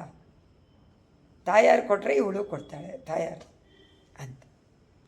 ಆದರೆ ಆಚಾರ್ಯರನ್ನ ಆಶ್ರಯ ಮಾಡಿದರೆ ನಮ್ಗೆ ಯಾವ ಕೊರೆನೂ ಇಲ್ಲದಂತೆ, ಕೊರೆವನ್ನು ಇಲ್ಲದ ಗೋವಿಂದ ಯಾವ ರೀತಿ ಕೊಡ್ತಾನೋ ಆ ರೀತಿ ಎಲ್ಲವನ್ನೂ ಕೊಡ್ತಾರೆ. ಯಾತಕ್ಕೆ ಅಂದರೆ ಮೋಕ್ಷಕ್ಕೆ ದಾರಿಯನ್ನು ತೋರಿಸಿ ಶರಣಾಗತಿಯನ್ನು ಮಾಡಿಸಿ ನಮಗೆ ಮೋಕ್ಷವನ್ನು ನಿಮಗೆ ಕೊಟ್ಟಾಯಿತು ಪರಮಾತ್ಮ ಅಂತ ಹೇಳುವಂಥವರು ಆಚಾರ್ಯರೊಬ್ಬರೇ. ಪರಮಾತ್ಮನು ಹೇಳೋದಿಲ್ಲ, ಪಾದುಕೆನೂ ಹೇಳೋದಿಲ್ಲ. ಪಾದುಕೆ ಆದರೆ ಸಕಲವಿಧ ಪುರುಷಾರ್ಥವನ್ನು ಕೊಡ್ತಾಳೆ ಅಂದರೆ ಮೋಕ್ಷ ಅದರಲ್ಲಿ ಬಂತೋ ಇಲ್ವೋ? ಧರ್ಮ ಅರ್ಥ ಕಾಮ ಮೋಕ್ಷ ಸೊ ಕೊಡ್ತೀಯ. ಆದರೆ ಕಾಮಧೇನು ಆದರೂ ನಿನ್ನನ್ನು ಕಾಮಧೇನು ಅಂತ ಎಲ್ಲರೂ ಬಂದು ಕೇಳ್ತಾರೆ. ಆದರೆ ನೀನು ಉತ್ತಮವಾದ ಕಾಮಧೇನು. ಉತ್ತಮವಾದ ಕಾಮಧೇನು ಏನು ಮಾಡುತ್ತೆ? ಉತ್ತಮ ಪುರುಷ ಮೋಕ್ಷವನ್ನು ಕೊಡುವಂತೆ ಮೋಕ್ಷವನ್ನು ಕೊಡುತ್ತೆ, ಸಕಲವಿಧ ಪುರುಷಾರ್ಥ ಕೊಡುವಂಥದ್ದು ಅಂತ ಹೇಳಿಬಿಟ್ರು. ಅದರಿಂದ ಆಚಾರ್ಯರನ್ನು ಆಶ್ರಯಿಸಿದರೆ ಪಾದುಕಾ ದೇವಿಯ ಧೂಳು ಯಾವ ರೀತಿ ಸಕಲವಿಧ ಪುರುಷಾರ್ಥವನ್ನು ಕೊಡುತ್ತೋ ಆ ರೀತಿ ಆಚಾರ್ಯರ ಪಾದುಕಾ ತೀರ್ಥ ನಮಗೆ ಪವಿತ್ರವನ್ನುಗೊಳಿಸಿ ಅವರ ಧೂಳು ನಮ್ಮ ರಜಸ್ಸನ್ನು ಸಂಪೂರ್ಣವಾಗಿ ನಿವಾರಣೆ ಮಾಡಿ ಸತ್ವಗುಣವನ್ನು ಉದ್ರೇಕ ಮಾಡಿ ಸಾತ್ವಿಕವಾದ ಭಾವನೆಯನ್ನು ಉಂಟು ಮಾಡಿ ಪರಿಣಾಮ ಮಾಡಿ ಪರಮಾತ್ಮನಲ್ಲಿ ಲಯವಾಗುವಂತೆ ಮಾಡ್ತಾರೆ ಆಚಾರ್ಯರು. ನಮ್ಮ ಮನಸ್ಸು ಲಯವಾಗಬೇಕಲ್ಲ, ಲಯ ಆಗಬೇಕಾದ್ರೆ ಯಾವಾಗಲೂ ಅವನ ಚಿಂತನೆ ಬರಬೇಕಾದ್ರೆ ಪಾದುಕಾದೇವಿ ಅಂದರೆ ಅದರ ರಜಕಣಗಳು. ರಜ ಪವನ ತರಳಿತಸ್ತೆ ಪಾದುಕೆ ರಂಗವರ್ತುವು ವಿಹರಣ ಸಮಯೇಶು ವ್ಯಾಪ್ತ ವಿಶ್ವಪರಾಗಗ ವಿಷಮ ವಿಷಯ ವರ್ತ್ಮ ವ್ಯಾಕುಲಾನಾಮಜಸ್ರಂ ವ್ಯಪನಯತಿ ಜನಾನಾಂ ವಾಸನಾ ರೇಣುಜಾಲಂ. ವಾಸನಾ ರೇಣುಜಾಲಂ ಅಂತ ಜನಗಳಿಗೆ ಯಾವುದು ಒಂದು ಜಾಲ ಅಂದ್ರೇನು? ಬಲೆ. ಯಾವುದರಿಂದ? ವಾಸನ ಎನ್ನುವಂಥ ರೇಣು, ವಾಸನ ಎನ್ನುವಂಥ ರಾಗ, ಹಿಂದಿನ ಜನ್ಮದ ವಾಸನೆ ಎನ್ನುವಂಥ ಬಲೆ ನಮ್ಮನ್ನು ಕಟ್ಟಾಕಿದೆ ಈ ಬಂಧನದಲ್ಲಿ. ಆ ಜಾಲ ಯಾವುದು ಅಂತಂದ್ರು ರೇಣು ಜಾಲ ಅಂತ. ರೇಣು ಅಂದರೆ ಪರಾಗ, ಕಣಿಗೆ ಕಾಣಿಸೋದಿಲ್ವಲ್ಲ, ರಜಾನೂ ಕಾಣಿಸೋದಿಲ್ಲ, ರಜಸ್ಸೂ ಕಾಣಿಸಲ್ಲ, ಬಲೆನೂ ಕಾಣಿಸಲ್ಲ. ಆದರೆ ಬಲೆ ಆ ರೇಣುನೂ ಕಾಣಿಸಲ್ಲ, ಪಾದುಕಾದೇವಿಯ ಧೂಳು ಕಾಣಿಸಲ್ಲ. ಅಂದರೆ ಅರ್ಥ ಎಲ್ಲ ಅಸದೃಶ್ಯವಾದಂಥದ್ದು. ಅದೃಶ್ಯ ಭಾವನೆ, ಭಾವನೆ ನಮ್ಮ ರಜಗುಣ ಕಾಣಿಸತ್ತ ಗೊತ್ತಾಗುತ್ತೆ. ರಜಗುಣ ಆ್ಯಕ್ಷನ್ನಿಂದ ಗೊತ್ತಾಗುತ್ತೆ. ಆದರೆ ರಜಗುಣಕ್ಕೆ ರೂಪ ಇಲ್ಲ. ಆ ರೂಪವನ್ನು ಆರೋಪ ಮಾಡ್ತೀವಿ ನಾವು. ತಮಸ್ಸನ್ನು ಆರೋಪ ಮಾಡ್ತೀವಿ ನಿದ್ರೆ ಮೇಲೆ, ರಜಸ್ಸನ್ನು ಆರೋಪ ಮಾಡ್ತೀವಿ ಅವರ ಕ್ರಿಯೆ ಮೇಲೆ, ಇಲ್ವಾ? ಸಾತ್ವಿಕತೆಯನ್ನು ಶಾಂತಿ ಮೇಲೆ ಆರೋಪ ಮಾಡ್ತೀವಿ. ಶಾಂತವಾಗಿ ಒಳಗಡೆ ಹೆಂಗಿರ್ತಾರೋ ಗೊತ್ತಿಲ್ಲ. ಒಳಗಡೆ ಹೆಂಗಿರ್ತಾರೆ ಅಂತ ನಮಗೆ ಗೊತ್ತಿಲ್ಲ, ಯಾಕೆಂದರೆ ನಮಗೆ ಆ ರೂಪ ಗೊತ್ತಿಲ್ಲ. ಶಾಂತ ಅಂದರೆ ನಾವು ಯಾವಾಗಲೂ ಸೌಮ್ಯವಾಗಿರ್ತಾರೆ, ಶಾಂತಿ ಅಂದ್ಕೊಳ್ತೀವಿ. ಅವರ ಮನಸ್ಸು ಏನೇನು ಚಿಂತನೆ ಮಾಡುತ್ತೆ ಅಂತ ಯಾರಿಗೆ ಗೊತ್ತಿದೆ? ಇದು ವೇಷ. ಆದರೆ ನಿಜವಾದ ಶಾಂತ ಸ್ವಭಾವದವರು ಯಾವಾಗಲೂ ಒಂದೇ ಥರ. ಅದನ್ನು ಇಲ್ಲಿ ಹೇಳ್ತಾರೆ. ಪಾದುಕಾದೇವಿ ಪರಮಾತ್ಮ ನಿನ್ನನ್ನು ಧಾರಣೆ ಮಾಡಿಕೊಂಡು ಉತ್ಸವದಲ್ಲಿ ಬರ್ತಾನೆ. ಉತ್ಸವದಲ್ಲಿ ಬಂದಾಗ ಧೂಳು ಏಳುತ್ತೆ, ಅದೆಲ್ಲ ನಿನ್ನ ಧೂಳು, ಪಾದುಕಾ ಧೂಳು. ಅದು ಎಲ್ಲರ ಪಾಪಗಳನ್ನು ನಿವಾರಣೆ ಮಾಡುತ್ತೆ, ಕ್ಲೇಶವನ್ನು ನಿವಾರಣೆ ಮಾಡುತ್ತೆ, ಶಾಂತಿಯನ್ನು ಉಂಟು ಮಾಡುತ್ತೆ, ಸರ್ವವಿಧ ಪುರುಷಾರ್ಥವನ್ನು ಕೊಡುತ್ತೆ. ಏನೇನು ಮಾಡಲ್ಲ, ಶತ್ರು ಸಮೂಹವನ್ನೇ ಅಳಿಸಿಬಿಡುತ್ತೆ, ಜನ್ಮ ಮರಣ ಸಮುದ್ರವನ್ನೇ ತುಂಬಿಬಿಡುತ್ತೆ ಅಂತೆಲ್ಲ ಅಂದ್ಬಿಟ್ರು ಇವರು. ಎಷ್ಟೊಂದು ಹೇಳಿದ್ದಾರೆ ಪರಾಗದ ವೈಭವ. ಅದೇ ಹೇಳ್ತಾರೆ ಇಲ್ಲಿ, ಏನನ್ನು ಹೋಗಲಾಡಿಸತ್ತೆ? ವಿಷಮ ವಿಷಯ ವರ್ತಮ ವ್ಯಾಕುಲಾನ. ವಿಷಮವಾದಂಥ ವಿಷಯ ವರ್ತನೆ, ನಮ್ಮ ವಾಸನೆ, ನಮ್ಮ ಆಸೆ ಏನು ಮಾಡುತ್ತೆ? ಕರ್ಕೊಂಡು ಹೋಗುತ್ತೆ, ನಮ್ಮನ್ನು ಎಳ್ಕೊಂಡು ಹೋಗುತ್ತೆ. ಇಂದ್ರಿಯಗಳ ವಿಷಯದಲ್ಲಿ ನಮ್ಮನ್ನು ಎಳ್ಕೊಂಡು ಹೋಗುತ್ತೆ. ವರ್ತಮನ ಅಂದರೆ ಪ್ರವೃತ್ತಿ. ಮಾಡ್ತೀವೋ ಇಲ್ವೋ? ಆಹಾರಕ್ಕೆ ಆಸೆ ಪಡ್ತೀವಿ, ಇದಕ್ಕೆ ಆಸೆ ಪಡ್ತೀವಿ, ಏನೇನಕ್ಕೂ ಆಸೆ ಪಡ್ತೀವಿ. ಇದೆಲ್ಲ ವಿಷಯ. ವಿಷಮವಾದದ್ದು ವಿಷಯ ಅಂತಾರೆ. ಇದೆಲ್ಲ ಬೇರೆ ವಿಷಯಗಳು ವಿಷಮವಾದದ್ದು. ಭಗವಂತನ ವಿಷಯದಲ್ಲಿ ನಿಮ್ಮ 5 ಇಂದ್ರಿಯ ಹೋದ್ರೂ ಒಳ್ಳೆಯದು. ಅದನ್ನೇ ಕಾಮಗಳಿಂದ ಮಾತು ಅಂತ ಹೇಳಿ. ಆ ಧೂಳಂತೆ ಅದು ಯಾವುದು? ವಿಷಮ ವಿಷಯ ಹೋಗುತ್ತಲ್ಲ ನಮ್ಮ ರಾಗ, ಆ ರಾಗ ಧೂಳ್ತಾನೆ. ಆ ಧೂಳನ್ನು ಪೂರ್ತಿ ಶಮನ ಮಾಡ್ತಾಳೆ ಪಾದುಕಾದೇವಿ. ಅದನ್ನೇ ಹೇಗೆ ಹರಡಿಸ್ತಾಳೆ? ಲೋಕದಲ್ಲೆಲ್ಲ ಹರಡಿಬಿಡ್ತಾಳಂತ. ಪರಮಾತ್ಮ ರಂಗನಾಥನನ್ನು ಪಾದಕ್ಕೆ ಹಾಕ್ಕೊಂಡು ರಂಗನಾಥ ಬಂದಾಗ ನಮ್ಮ ಪೆರುಮಾಳ್ ಸುಂದರವಾಗಿ ಓಡೋಡಿ ಬರ್ತಾನೆ. ಜೋರಾಗಿ ನಡೀತಾರೆ ಅವರೆಲ್ಲ. ನಡೆದಾಗ ಎಲ್ಲ ಪಾದ ಧೂಳಿ ಮೇಲೆ ಪೂರ್ತಿ ವಿಶ್ವವನ್ನೇ ಹರಡಿಬಿಡುತ್ತಂತೆ. ಒಂದು ಧೂಳಿ ಸಾಕು, ಅದು ವಿಶ್ವವನ್ನೇ ಹರಡಿಬಿಡುತ್ತೆ ಅಂತ. ವ್ಯಾಪ್ತ ವಿಶ್ವ ಪರಾಗ, ವ್ಯಾಪಿಸಿಕೊಂಡು ಬಿಡುತ್ತೆ ಅಂತಾರೆ. ಅದು ಅಲ್ಲಿರೋರು ಮಾತ್ರ ಅಲ್ಲಿರುತ್ತೆ ಅಂತ ನಾವು ಅನ್ಕೋತೀವಿ, ಆದರೆ ಅದು ವಿಶ್ವಕ್ಕೆ ವ್ಯಾಪಕವಾಗತ್ತೆ. ವಿಶ್ವವ್ಯಾಪಕವಾಗಿ ಅದನ್ನು ನಾವೇನು ಮಾಡ್ತೀವಿ? ವಿಹರಣ ಸಮಯೇಶು ರಂಗಬರ್ತು ವಿಹರಣ ಸಮಯೇಶು. ರಂಗಬರ್ತು ಉತ್ಸವ ಕಾಲದಲ್ಲಿ, ವಿಹಾರ ಮಾಡುವಂತಹ ಕಾಲದಲ್ಲಿ ಪರಾಗಗಳು ಏಳುತ್ತೆ, ಧೂಳು ಏಳುತ್ತೆ.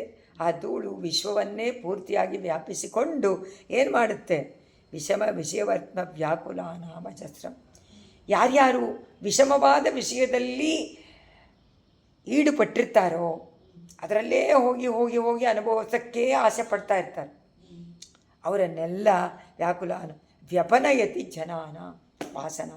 ಪೂರ್ತಿ ಅವರ ವಾಸನೆಯನ್ನು ವ್ಯಪನಯತಿ, ಪೂರ್ತಿ ಕತ್ತರಿಸಿ ಹಾಕ್ಬಿಡ್ತಾಳೆ. ಸಮೂಹವನ್ನು, ಆ ವಿಷಮ ವಿಷಯ ಹೋಗುವಂಥ ಅವರ ಆಸೆಯನ್ನು ಉಪಶಮನ ಮಾಡಿಬಿಡ್ತಾಳೆ. ಯಾರು ಮತ್ತು ಯಾಕೆ ಅಲ್ಲಿ ಹೋಗ್ತಾರೆ? ತಕ್ಷಣವೇ ಈ ಕಡೆ ಬಂದ ತಕ್ಷಣ ಬೇರೆ ಏನೆಲ್ಲೋ ಆಸೆ ಪಟ್ಕೊಂಡು ಓಡೋಡ್ತಾರಲ್ಲ, ಯಾತಕ್ಕೆ ಇವಳು ಹೋಗಿಸ್ಲಿಲ್ಲ ಅಂತ ನಮಗೆಲ್ಲ ಸಂದೇಹ. ಪಾದುಕಾಶಾಸ್ತ್ರ ಓದಿದವರಿಗೆ ತುಂಬ ಸಂದೇಹ ಉಂಟಾಗುತ್ತೆ. ಯಾತಕ್ಕೆಂದರೆ ವಿಶ್ವವನ್ನೇ ಪರಿಣಾಮಗೊಳಿಸುವಂತಹ ಇವಳು ಯಾಕೆ ಅವರನ್ನು ಸರಿ ಮಾಡಲಿಲ್ಲ? ಯಾಕೆ ಉತ್ಸವದಲ್ಲಿ ಇಷ್ಟೊಂದು ಓಡಾಡ್ತಾರಲ್ಲ 365 ದಿವಸ, ಆದರೂ ಯಾಕೆ ಕೆಟ್ಟ ಬುದ್ಧಿ ಇರುತ್ತಲ್ಲ ಅವ್ರಿಗೆ ಅಂತ ಅನ್ಕೋತೀವಿ ನಾವು. ಪರಮಾತ್ಮನನ್ನು ಪೂಜೆ ಮಾಡ್ತಾ ಇರ್ತಾರೆ, ಅಷ್ಟು ಇದರಿಂದ ಮಾಡ್ತಾ ಇರ್ತಾರೆ, ಶ್ರದ್ಧೆಯಿಂದ ಮಾಡ್ತಾ ಇದ್ದಾರೆ ಅಂತ, ಪ್ರೀತಿಯಿಂದ ಭಕ್ತಿಯಿಂದ. ಆದರೆ ಯಾಕೆ ಈ ಥರ ಆಡ್ತಾರೆ? ಯಾಕೆ ಕಾಮಕ್ರೋಧ ಹೋಗಿಲ್ಲ ಅಂತ ಅನಿಸಲ್ವಾ? ಸಂದೇಹ ಬರೋದಿಲ್ವ? ಬರುತ್ತೆ. ಆದರೆ ಅದು ನಮಗೆ ಎಷ್ಟು ಸಂದೇಹ ಬರುತ್ತೆ ಅಂದರೆ, ಶರಣಾಗತಿ ಆದಮೇಲೆ ಏನೂ ಇರಲ್ವಲ್ಲ ಅಂದ್ಕೊಂಡಾಗ ಇವರನ್ನೆಲ್ಲ ನೋಡಿದಾಗ ಸಂದೇಹ ಬರುತ್ತೆ. ಶರಣಾಗತಿ ಆದವರು ಇನ್ನೂ ಈ ಥರ ಇದ್ದಾರಲ್ಲ ಅಂದರೆ, ಈ ಜನ್ಮದಲ್ಲಿ ಅನುಭವಿಸಬೇಕಾದಂತಹ ಪಾಪಗಳು ತುಂಬ ಇದೆ. ಆ ಪಾಪ ಎಲ್ಲ ಹೋಗಿಲ್ಲ. ಎಲ್ಲಿವರೆಗೂ ಹೋಗುತ್ತೆ ಶರಣಾಗತಿ ಮಾಡಿದಾಗ? ಈ ಜನ್ಮದವರೆಗೂ ಮೂಟೆ ಕಟ್ಕೊಂಡು ಇನ್ನೂ ಮುಂದಕ್ಕೆ ಬರಬೇಕಾಗಿದ್ದಿದೆಯಲ್ಲ ಅದೆಲ್ಲ ಹೋಗುತ್ತೆ. ಆದರೆ ಈ ಜನ್ಮಕ್ಕೆ ಕೊಟ್ಟಿರೋ ಶರೀರ ಅನುಭವಿಸೋಕ್ಕೆ ಇದನ್ನು ಯಾರು ಅನುಭವಿಸ್ಬೇಕು? ಆಚಾರ್ಯರೂ ಅನುಭವಿಸ್ಬೇಕು. ನಮಗೆಲ್ಲ ಸಂದೇಹ ಅಲ್ವಾ? ಆಚಾರ್ಯರ ಕಷ್ಟ ಬಂತು, ಅವ್ರಿಗೆ ಯಾಕೆ ಈ ಥರ ಬಂತು, ಅವ್ರಿಗೆ ಯಾಕೆ ಬೇರೆಯವರು ವಿಷ ಕೊಟ್ಟರು, ಅವ್ರಿಗೆ ಯಾಕೆ ವ್ಯಾಧಿ ಬಂತು, ಅವ್ರು ಯಾಕೆ ಹಾಸ್ಪಿಟಲ್ ಇರಬೇಕಾಯ್ತು, ನಮಗೆಲ್ಲ ಸಂದೇಹ. ಅವರೇ ಇದ್ಮೇಲೆ ನಮಗೆ ಬರದೇ ಇರುತ್ತಾ? ಅವರಿಗೆ ಇಷ್ಟು ಉಪಕಾರ ಮಾಡುವಂತಹ ಮಹೋಪಕಾರ ಮಾಡಿ ವೈರಾಗಿಗಳಾಗಿ 24 ಗಂಟೆ ನಾರಾಯಣನ ಸ್ಮರಣೆ ಮಾಡ್ತಾ ಇರೋರಿಗೆ ಇದು ಉಂಟಾಗತ್ತೆ ಅಂದರೆ, ನಾಮ ಸಂಕೀರ್ತನೆ ನಾವು ಈಗ ಮಾಡ್ತಾ ಇರುವಂಥ ಪಾಪವನ್ನು ಹೋಗಲಾಡಿಸತ್ತೆ ವಿನಃ ನಮ್ಮ ಹಿಂದಿನದ್ದು ಈ ಚರ್ಮಕ್ಕೆ ಬಂದಿರೋದು ಅನುಭವಿಸ್ಲೇಬೇಕು. ಆಗಾಮಿ ಇಲ್ಲ, ಪ್ರಾರಬ್ಧ ಅನುಭವ. ಸಂಚಿತ ಈಗ, ಸಂಚಿತ ಅಲ್ಲಿವರೆಗೆ, ಪ್ರಾರಬ್ಧ. ಅದರಿಂದ ಅವರೇನು ಹೇಳಿದ್ರು? ಕೃತ್ಯಕರಣ, ಕೃತ್ಯಾಕರಣ, ಭಗವತೋಪಚಾರ, ಭಾಗವತಾಪಚಾರ, ಸ್ಯಾಪಚಾರ ರೂಪ, ನಾನಾ ವಿಧಾನ ರೂಪಚಾರ, ಆರಬ್ಧ ಕಾರ್ಯಾನ್ ಕ್ರಿಯಮಾಣಾನ್ ಕರಿಷ. ಆ ಮೂರು ಹೋಗಿಸ್ಬೇಕು ಅಂತಾರೆ ಸ್ವಾಮಿ ರಾಮಾನುಜರು. ಮೂರು ಹೋಗಿಸು. ಅಲ್ಲೂ ಇದಿಲ್ಲ, ಅಲ್ಲೂ ಇದು ಇನ್ಕ್ಲೂಡ್ ಆಗಲ್ಲ ಅಂತ. ಅದಲ್ಲದೆ ಪೂರ್ವಾಗ ಎಲ್ಲ ಹೊಟ್ಟೋಗುತ್ತೆ. ಈ ಜನ್ಮದಲ್ಲಿ ಮಾಡಿರ್ತೀವಲ್ಲ, ಆಗ ಯಾಕೆ ಮುಂದಕ್ಕೆ ಡೆಪಾಸಿಟ್ ಮಾಡ್ತೀವಲ್ಲ, ಈ ಜನ್ಮದಲ್ಲಿ ಮತ್ತೆ ಈ ಜನ್ಮದಲ್ಲಿ ಹಿಂದಿನದೆಲ್ಲ ಕಳೆಯೋಕ್ಕೋಸ್ಕರ ಈ ಜನ್ಮಕ್ಕೆ ಎಷ್ಟಿತ್ತೋ ಅಷ್ಟು ಮಾತ್ರ ನಮಗಿವಾಗ ಕಳೆಯೋಕ್ಕೆ ಸಿಕ್ಕಿದೆ. ಆದರೆ ಹಿಂದಿನದು ಮೂಟೆ ಬಂದಿದೆ. ಈಗ ಸಂಪಾದನೆ ಮಾಡ್ಕೊಂಡಿದ್ದಿದೆಯಲ್ಲ, ಅಲ್ಲಿವರೆಗೆ ಮಾಡಿದ್ದು ಅದನ್ನೂ ನಿವಾರಣೆ ಮಾಡಿಬಿಡ್ತಾರೆ. ಉತ್ತರ ಆಗ ಇರುತ್ತೆ. ಉತ್ತರ ಆಗ ಅಂದ್ರೇನು? ಈ ಜನ್ಮದಲ್ಲಿ ಕಳಿಬೇಕಾಗಿದ್ದು ಮತ್ತು ಶರಣಾಗತ್ತೆ ಆದಮೇಲೆ ಉತ್ತರದಲ್ಲಿ ಮಾಡಿರೋಂಥ ಪಾಪ, ಅದಕ್ಕೆ ಶಿಕ್ಷೆ ಅನುಭವಿಸ್ಲೇಬೇಕು. ಅದರಿಂದ ಶರಣಾಗತಿ ಮಾಡಿದವ್ರಿಗೆ ದುಃಖ ಇಲ್ಲ, ವ್ಯಾಧಿ ಇಲ್ಲ, ಅದಿಲ್ಲ ಅಂತ ಅನ್ಕೋಬಾರ್ದು. ಕಷ್ಟ ಬಂದೇ ಬರುತ್ತೆ. ಆದರೆ ಕಷ್ಟವನ್ನು ಹೇಗೆ ಅನುಭವಿಸ್ಬೇಕು? ಹಬ್ಬ ಸದ್ಯ ಮೋಕ್ಷಕ್ಕೆ ಅಡ್ಡಿ ಇರುವಂಥ ಇದೆಲ್ಲ ಹೋಗ್ತಾ ಇದೆ. ಸುಖ ಬಂದ್ರೂ ಪುಣ್ಯ, ದುಃಖ ಬಂದ್ರೂ ಪಾಪ, ಎರಡು ಹೋಗ್ತಾ ಇದೆ ಅಂತ ಅದು ಅನ್ವರ್ಥ ಮಾಡಿಕೊಂಡು ಹೇಗೆ ಅನುಭವಿಸ್ಬೇಕು? ಸಂತೋಷವಾಗಿ ಎರಡನ್ನು. ಅದೇ ಎರಡು ಸಂತೋಷ ಪಡೋಕ್ಕಾಗಲ್ಲ, ದುಃಖನೂ ಪಡಬೇಡಿ. ಸೊ ಸ್ಥಿತಪ್ರಜ್ಞರಾಗಿರಿ. ದುಃಖನೂ ಅಳಬೇಡಿ, ಸಂತೋಷ ಬಂದಾಗಲೂ ನಗಬೇಡಿ, ಓಹೋ ಓಹೋ ಅಂತ ಕೊಂಡಾಡಬೇಡಿ, ಅಳ್ತಾ ಕೂತ್ಕೋಬೇಡಿ. ಬಂತು, ಹೋಯ್ತು, ಪಾಪ ಹೋಯ್ತು. ಎಷ್ಟು ಧೈರ್ಯವಾಗಿ, ಯಾತಕ್ಕೆ ಧೈರ್ಯ ಬೇಕು, ಯಾತಕ್ಕೆ ಆ ಒಂದು ಸಮಾಧಾನ ಬೇಕು ಅಂತಂದರೆ ಪರಮಾತ್ಮನ ಚಿಂತನೆ ಮಾಡೋಕ್ಕೆ, ಪರಮಾತ್ಮನ ಕೈಂಕರ್ಯ ಮಾಡೋದಕ್ಕೆ ಆ ಥರ ಬೇಕು. ಇಲ್ಲ ಅಂದರೆ ಆಗಲ್ಲ. ಇವ್ರಿಗೇನು ಏನೂ ಇಲ್ಲವೇ ಇಲ್ಲ ಇವರಿಗೆ ಅಂತ ಅಂದ್ಕೊಂಡ್ರೆ ಜನ ಅನ್ಕೋತಾರೆ. ಜನ ಬಂದು ನಿನಗೆ ದೇವರನ್ನು ತೋರಿಸ್ಕೊಡಲ್ವಲ್ಲ. ನೀನು ಮನಸ್ಸಿನಲ್ಲಿ ಅವನನ್ನು ಪ್ರೀತಿ ಮಾಡಿದರೆ ತಾನೇ ಮನಸ್ಸಿನಲ್ಲಿ ಗೋಚರವಾಗ್ತಾನೆ ಪರಮಾತ್ಮ. ಎಷ್ಟು ಸೂಕ್ಷ್ಮ ವಿಷಯ. ಅದಕ್ಕೆ ಪವನ ತರಳಿತಸ್ತೆ, ಅಲ್ಲಿ ಶುಭ ಸರಣಿ ಕ್ಷೇಮ ಅಂತಂದ್ಬಿಟ್ರು ಆ ಪಾಶುರದಲ್ಲಿ. ಅದರಿಂದ ರಜಸ್ಸು ವಿಹರಣ ಸಮಯೇಶು ವ್ಯಾಪ್ತ ವಿಶ್ವಪರಾಗ ವಿಷಮ ವಿಷಯ ವರ್ತಮ. ಸೊ ಎಲ್ಲವನ್ನು ನಿವಾರಣೆ ಮಾಡಿ ಆ ವಿಷಯದಲ್ಲಿ ಹೋಗದೇ ಇರುವಂತಲೇ ಮಾಡಿಬಿಡ್ತಾಳಂತೆ. ನಿಷ್ಪ್ರತ್ಯೂಗಂ ಉಪಾಸಿ ಶಿವಹಿಮುಹು ನಿಶೇಷ ದೋಷಚ್ಛಿದಂ ಚಿದಗ ನಿತ್ಯಂ ರಂಗ ದುರಂಧಸ್ಯ ನಿವಸ್ತೋಮಾರ್ಚಿತೆ ಪಾದುಕೆ ದತ್ತೆ ಮೂರ್ಧವಿರಾದಿ ಪದ್ಮಜನಿತ ತತ್ತಾದೃಶಿ ಸಂತತಿ ಯತ್ಸಂಚಾರ ಪವಿತ್ರಿತ ಕ್ಷಿತಿರಜ ಪಂಕ್ತಿಂ ಪಂಚಶೈಹಿ ಪವಿತ್ರಿತ, ಪರಿಶುದ್ಧ ಮಾಡಿಬಿಡ್ತಾಳೆ, ಪವಿತ್ರಿತಗೊಳಿಸಿಬಿಡ್ತಾಳೆ, ನಮ್ಮನ್ನು ಪಾವನ ಮಾಡ್ತಾಳೆ. ಶಿತಿರಜಸ್ ಪಂಕ್ತಿ. ಇವಾಗ ಧೂಳು ಎಲ್ಲಿಂದ ಹುಟ್ಟಿತು? ಧೂಳು ಇದ್ದೇ ಇದೆ. ಭೂಮಿ ರಜಾನೇ ರಜಸ್ ಅಂತ, ಭೂಮಿಯ ಧೂಳಿಗೆ ರಜಸ್ ಅಂತ. ಅದನ್ನು ನಾವು ಸ್ವಲ್ಪ ಇದನ್ನು ಮಾಡಿದರೆ, ಕದಲಿಡಿದರೆ ಮಾತ್ರ ಧೂಳು ಬರುತ್ತೆ, ಇಲ್ಲಾಂದರೆ ಬರಲ್ಲ. ನೀನು ಕುಟ್ಟೋದೋ ಮಾಡೋದು, ಅಥವಾ ಗಾಳಿ ಬೀಸಬೇಕು. ಸುಂಟ್ರ ಗಾಳಿ ಬಂದರೆ ಎಲ್ಲವನ್ನೂ ಎತ್ಕೊಂಡು ಬರುವಂತೆ ಧೂಳನ್ನು ಎತ್ಕೊಂಡು ಬರುತ್ತೆ. ಗಾಳಿ ಬಂದ ತಕ್ಷಣ ಧೂಳು ಮೇಲೆ ಬರುತ್ತೆ. ಗಾಳಿಯಂತೆ ಪಾದುಕಾದೇವಿ. ಅದಕ್ಕೇನು ಅನ್ಕೋಬೇಕು ನಾವು? ಯಾವ ಧೂಳು ಬಂದರೂ ಪಾದುಕಾದೇವಿ ಭಾಗವತರ ಪಾದಧೂಳಿ ಅಂತ.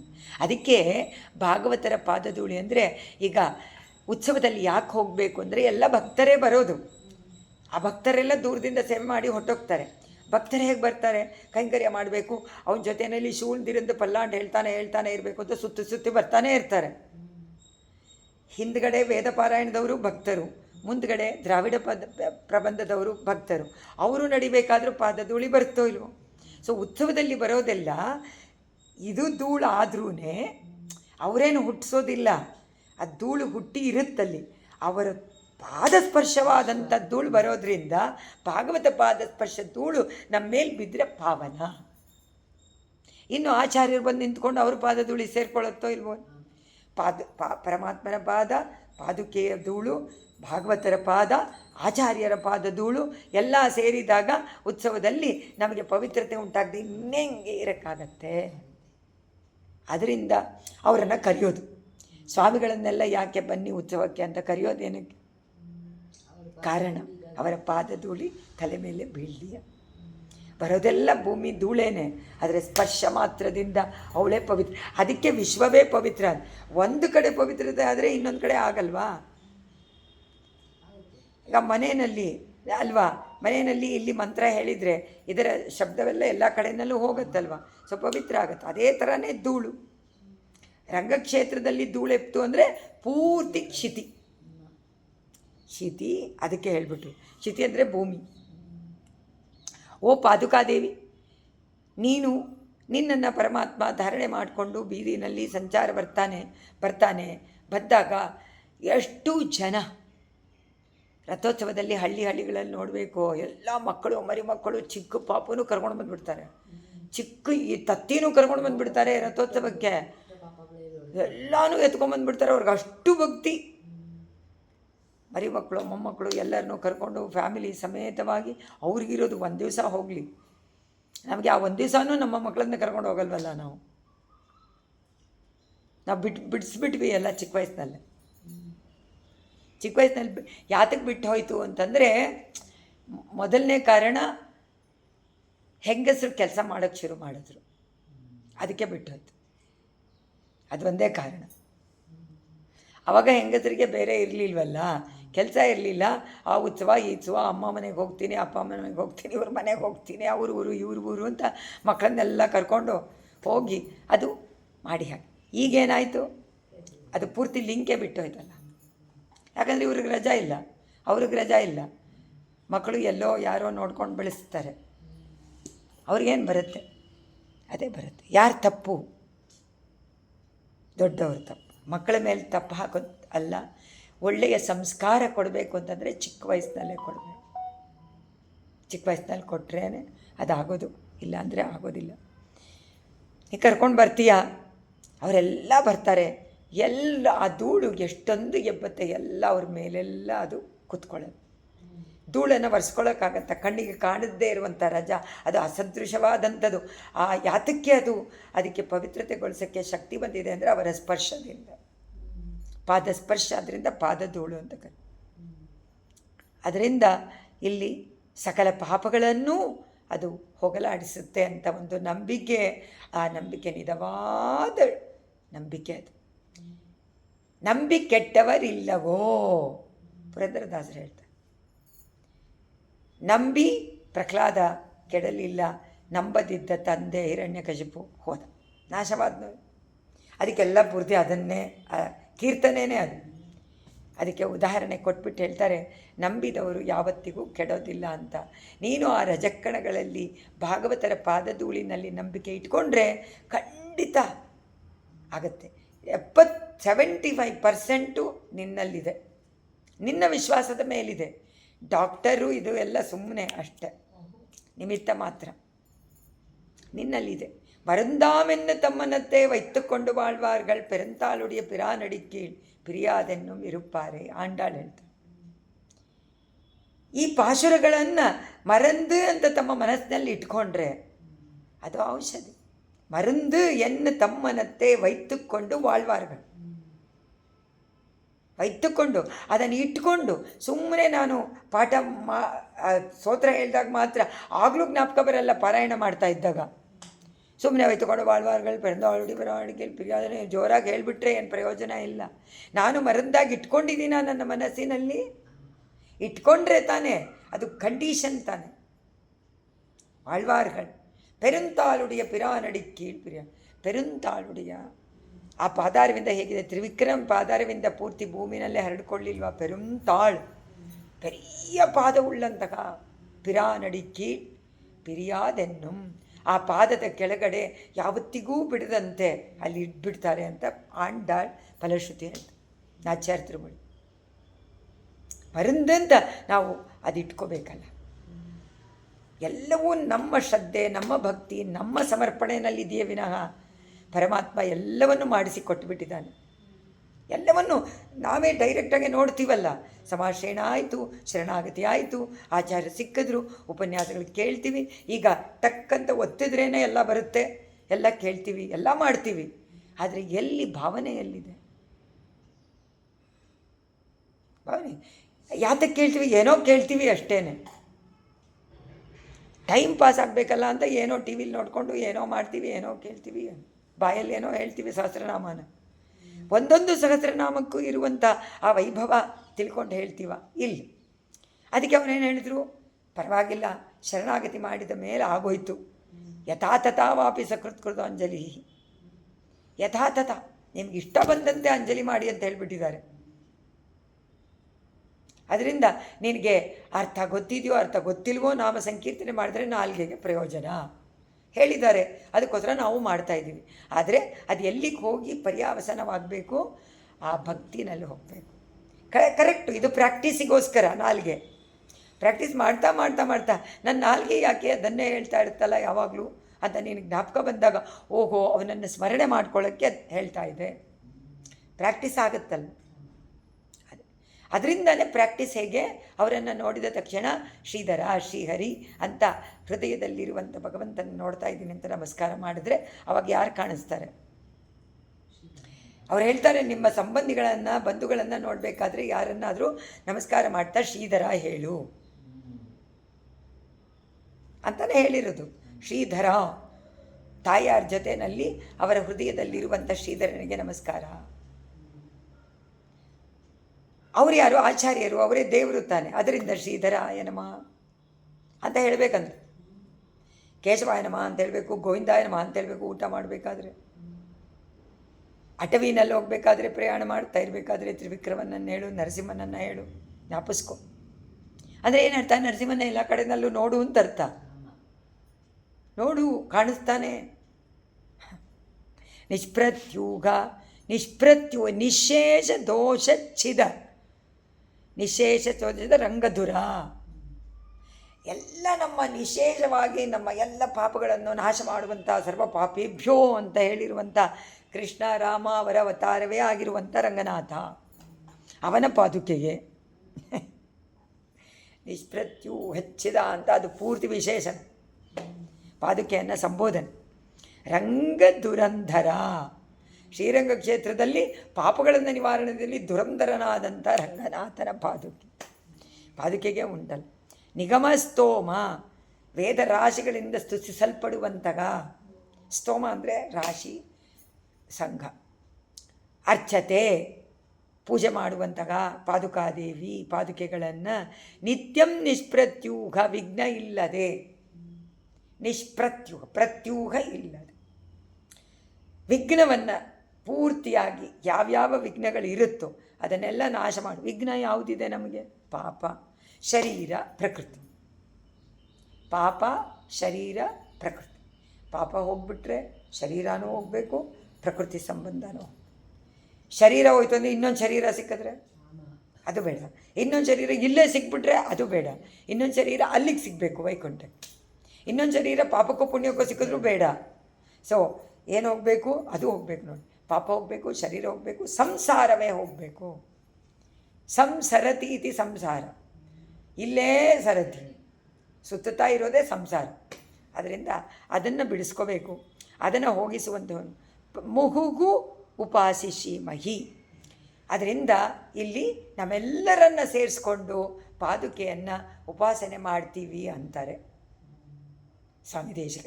ಒಬ್ಬರೇ ಅಲ್ಲ, ನಾನೊಬ್ಬನೇ ಅಲ್ಲ, ಎಲ್ಲರನ್ನೂ ಸೇರಿಸ್ಕೊಂಡು ಅಂತಹ ವಿಘ್ನವನ್ನೆಲ್ಲ ನಿವಾರಣೆ ಮಾಡುವಂತಹ ಪಾದುಕಾದೇವಿಯೇ ನಿನಗೆ ನಮಸ್ಕಾರ ಇರಲಿ. ಮತ್ತೆ ಮತ್ತೆ ಮಾಡ್ತೀವಿ ಪದೇ ಪದೇ. ಅಂದ್ರೇನು? ಮುಹುಹು, ಭೂಯೋ ಭೂಯೋ, ಮತ್ತೆ ಮತ್ತೆ. ಉಪಾಸಿಷಿ, ಉಪಾಸನೆ ಅಂದ್ರೇನು? ಉಪಾಸನೆ ಭಕ್ತಿ, ವಂದನೆ, ಆರಾಧನೆ ಎಲ್ಲ ಒಂದೇ.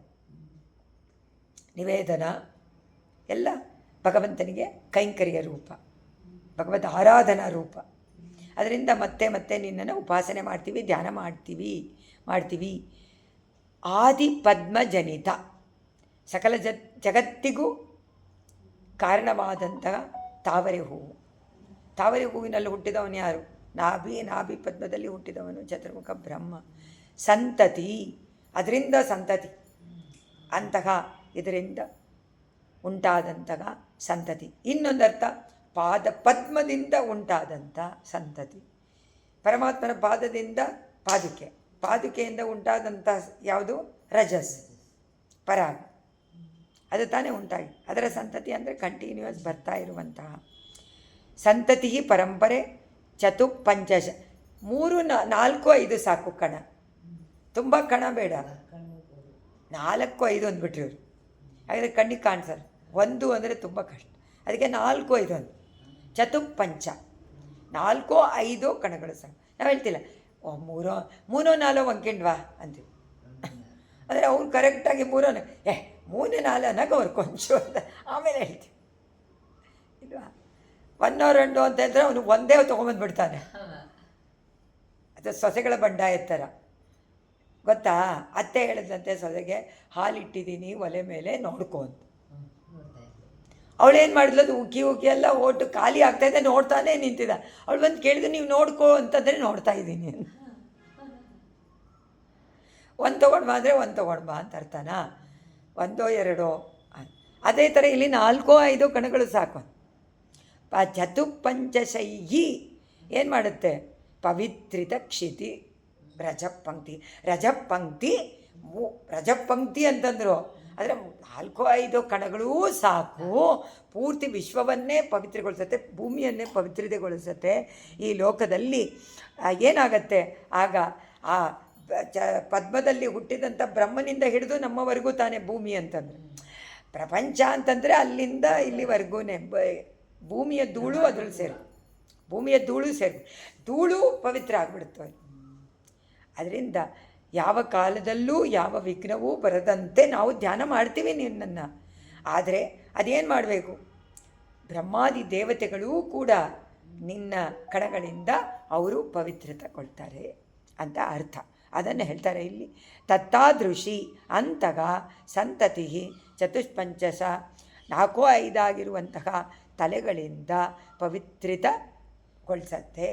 ಅಂದರೆ 4 5 ಇಲ್ಲಿ ತಲೆ, 4 5 ಧೂಳಾಗಲಿ ಅಂದರೆ ಪರಂಪರೆಯೂ ಪವಿತ್ರಗೊಳಿಸುತ್ತೆ. 4 5 ಕಣಗಳೇ ಸಾಕು ಏನು ಮಾಡೋಕ್ಕೂನೆ. ಅಮ್ಮ ಪಾದುಕೆ ಅಂತಗ ನಿನ್ನ ಪಾದ ರವಿಂದದ ಪಾದುಕೆಯ ಪರಾಗ ಬೇರೆ ಏನಲ್ಲ, ಅದು ಪರಾಗ ಪರಮಾತ್ಮನ ಪಾದಾರವಿಂದದಲ್ಲಿ ಇದ್ದು ಆ ಕಣಗಳೆಲ್ಲ ಪಾದುಕೆಗೆ ಬಂದಿದೆ. ಆ ಪಾದುಕೆ ಅದನ್ನು ಭೂಮಿಗೆ ಸೇರಿಸ್ಬಿಡ್ತಾಳೆ. ಅವ್ರು ನಡಿಬೇಕಾದ್ರೆ ಆ ಪರಾಗ ಎಲ್ಲಿಗೆ ಬರುತ್ತೆ? ತಲೆ ಮೇಲೆಲ್ಲ ಬೀಳ್ಸುತ್ತೆ.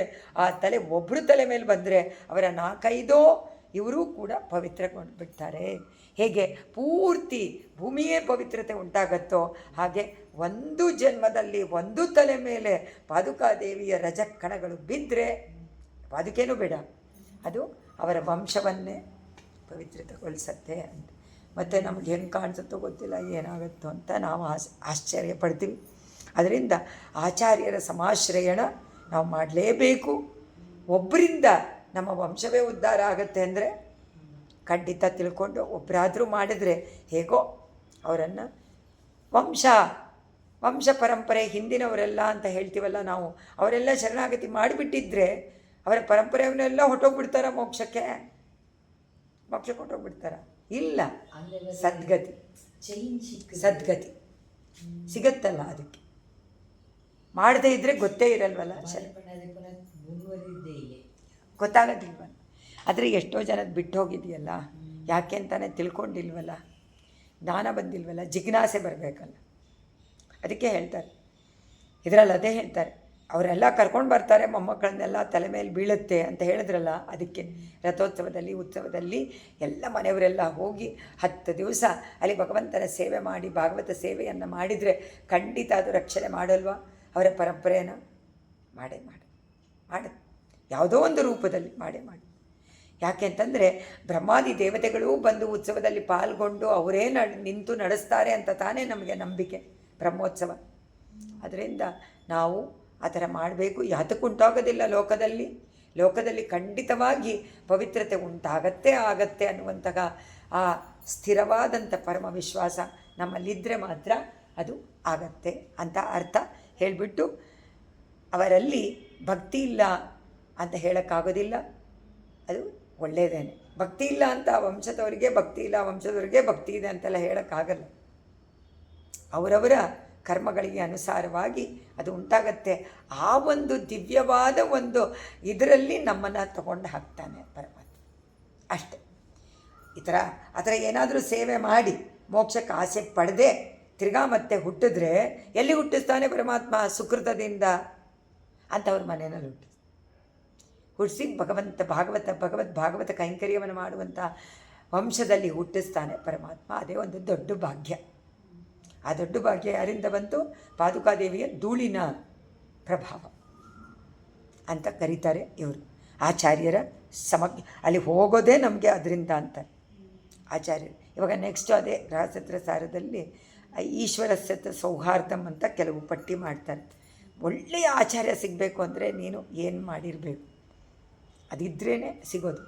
ರಜಸಾ ಪರೋ ರಜಸ್ತನ್ನ ಕಲು ನಲಂಘ್ಯತೆ ಭಗವತೋಪಿ ಪದಂ ಕಿಮುತ ಹೃದಯಂ ಮದೀಯಂ ಭವತಿ ಯದಿ ನಾಮ ಪಾದುಕೆ ಸ್ಯಾತ್ ಕಿಮಪಿ ಮಮ ಹೃದಯಂ. ಅವ್ರು ಹೇಳ್ತಾರೆ, ಎಲ್ಲ ನಿನ್ನ ಧೂಳಿನಿಂದ ಸಮಸ್ತ ಲೋಕವನ್ನೆಲ್ಲ ಪವಿತ್ರತೆಗೊಳಿಸ್ತೀಯ, ನನ್ನ ಹೃದಯವನ್ನು ಹೋಗೋಕ್ಕಾಗಲ್ವಾ? ಹೋಗ್ಸಕ್ಕೆ ಅಂತ ಕೇಳ್ತಾರೆ. ಕಿಮಪಿ ತನ್ನ ಕಲು ಯದಿ ನಾಮ ಪಾದುಕೆ. ಯದಿ ರಜೋಗುಣದಿಂದ ಇಲ್ಲ ಅನ್ನೋದನ್ನು ಹೇಳಬೇಕಾ ಅಂತ ಕೇಳಿ. ರಜಸಾ ಪರೋ ರಜಸ್ತನ್ನ ಖಲು ಅಮ್ಮ ಪಾದುಕಾದೇವಿ ಭವತಿ ನ ಸ್ಯಾದ್ಯದಿ ನಾಮ. ನೀನು ಇಲ್ಲದಿದ್ದರೆ ನ ಸ್ಯಾತ್ ಯದಿ, ನೀನು ಅನ್ನೋದು ಇಲ್ಲದಿದ್ದರೆ ಅಂತ ಹೇಳ್ತಾರೆ. ಪರೋರಜಗ ರಜೋಗುಣವಿಲ್ಲದವರು ಅಂದರೆ ಆ ರಜಸ್ಸು ಇಲ್ಲದವರು. ನೀನಿಲ್ಲದಿದ್ದರೆ ನಿನ್ನ ರಜಸ್ಸಿರಲ್ಲ, ನಿನ್ನ ಪರಾಗ ಇರೋದಿಲ್ಲ. ತತ್ ಪ್ರಸಿದ್ಧವಾಗಿರುವಂತಹ ಭಗವತಃ ಪದಮಪಿ, ಭಗವಂತ ಪರಮಾತ್ಮನ ಚರಣವೂ ರಜಸಾ ಧೂಳಿನಿಂದ ನ ಲಂಘ್ಯತೆನ ಕಲು ಹೊಂದಲಾರದಿಲ್ವಾ? ಇಲ್ಲದೆ ಇರ್ಬಿಟ್ಟಾಗ್ಬಿಡುತ್ತಲ್ವಾ? ಪರಮಾತ್ಮನ ಪಾದರಜ ನೀನು ತಗೊಂಡಿದೀಯಾ, ನೀನಿಲ್ಲದಿದ್ದರೆ ಪರಮಾತ್ಮನ ಪಾದರಜವನ್ನು ಯಾರು ನಮಗೆ ತಂದು ಕೊಡ್ತಾಯಿದ್ರು? ನೀನಿಲ್ದಿದ್ದು ಮದೀಯ ನನ್ನದಾದ ಹೃದಯ, ನೀನಿಲ್ಲದಿದ್ದರೆ ನನ್ನ ಹೃದಯ ಕಿಮುತ, ಅದು ರಜೋಗುಣ ಇಲ್ಲದೇ ಇರುವಂತೆ ಹೇಗಾಗಕ್ಕೆ ಸಾಧ್ಯ ಆಗ್ತಾಯಿತ್ತು? ನಿನ್ನಿಂದ ತಾನೇ ಆಯಿತು.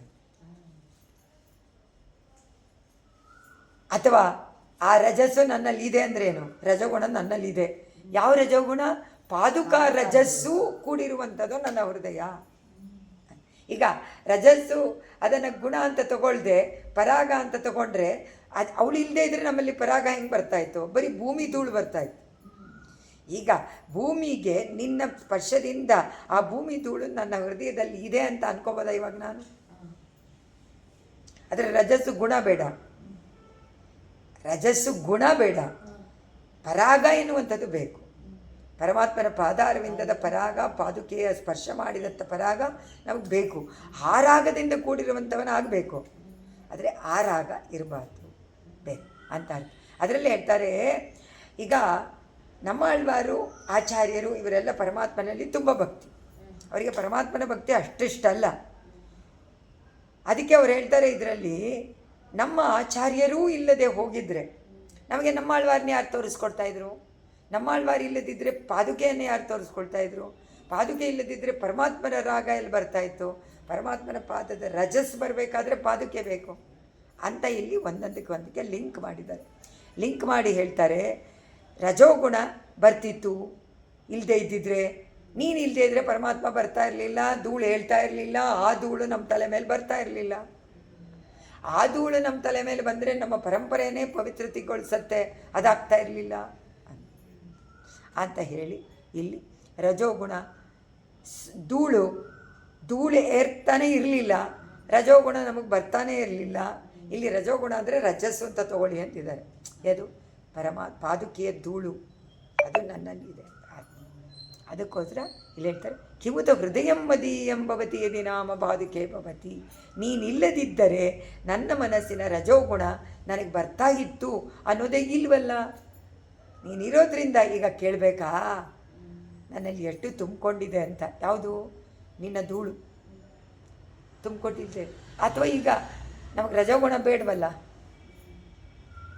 ಗುಣ ಬೇಡವಲ್ಲ, ಅದಕ್ಕೆ ಗುಣವನ್ನು ನೀಗಿಸಿ ರಜಸ್ಸು ತುಂಬಿಕೊಂಡೆ.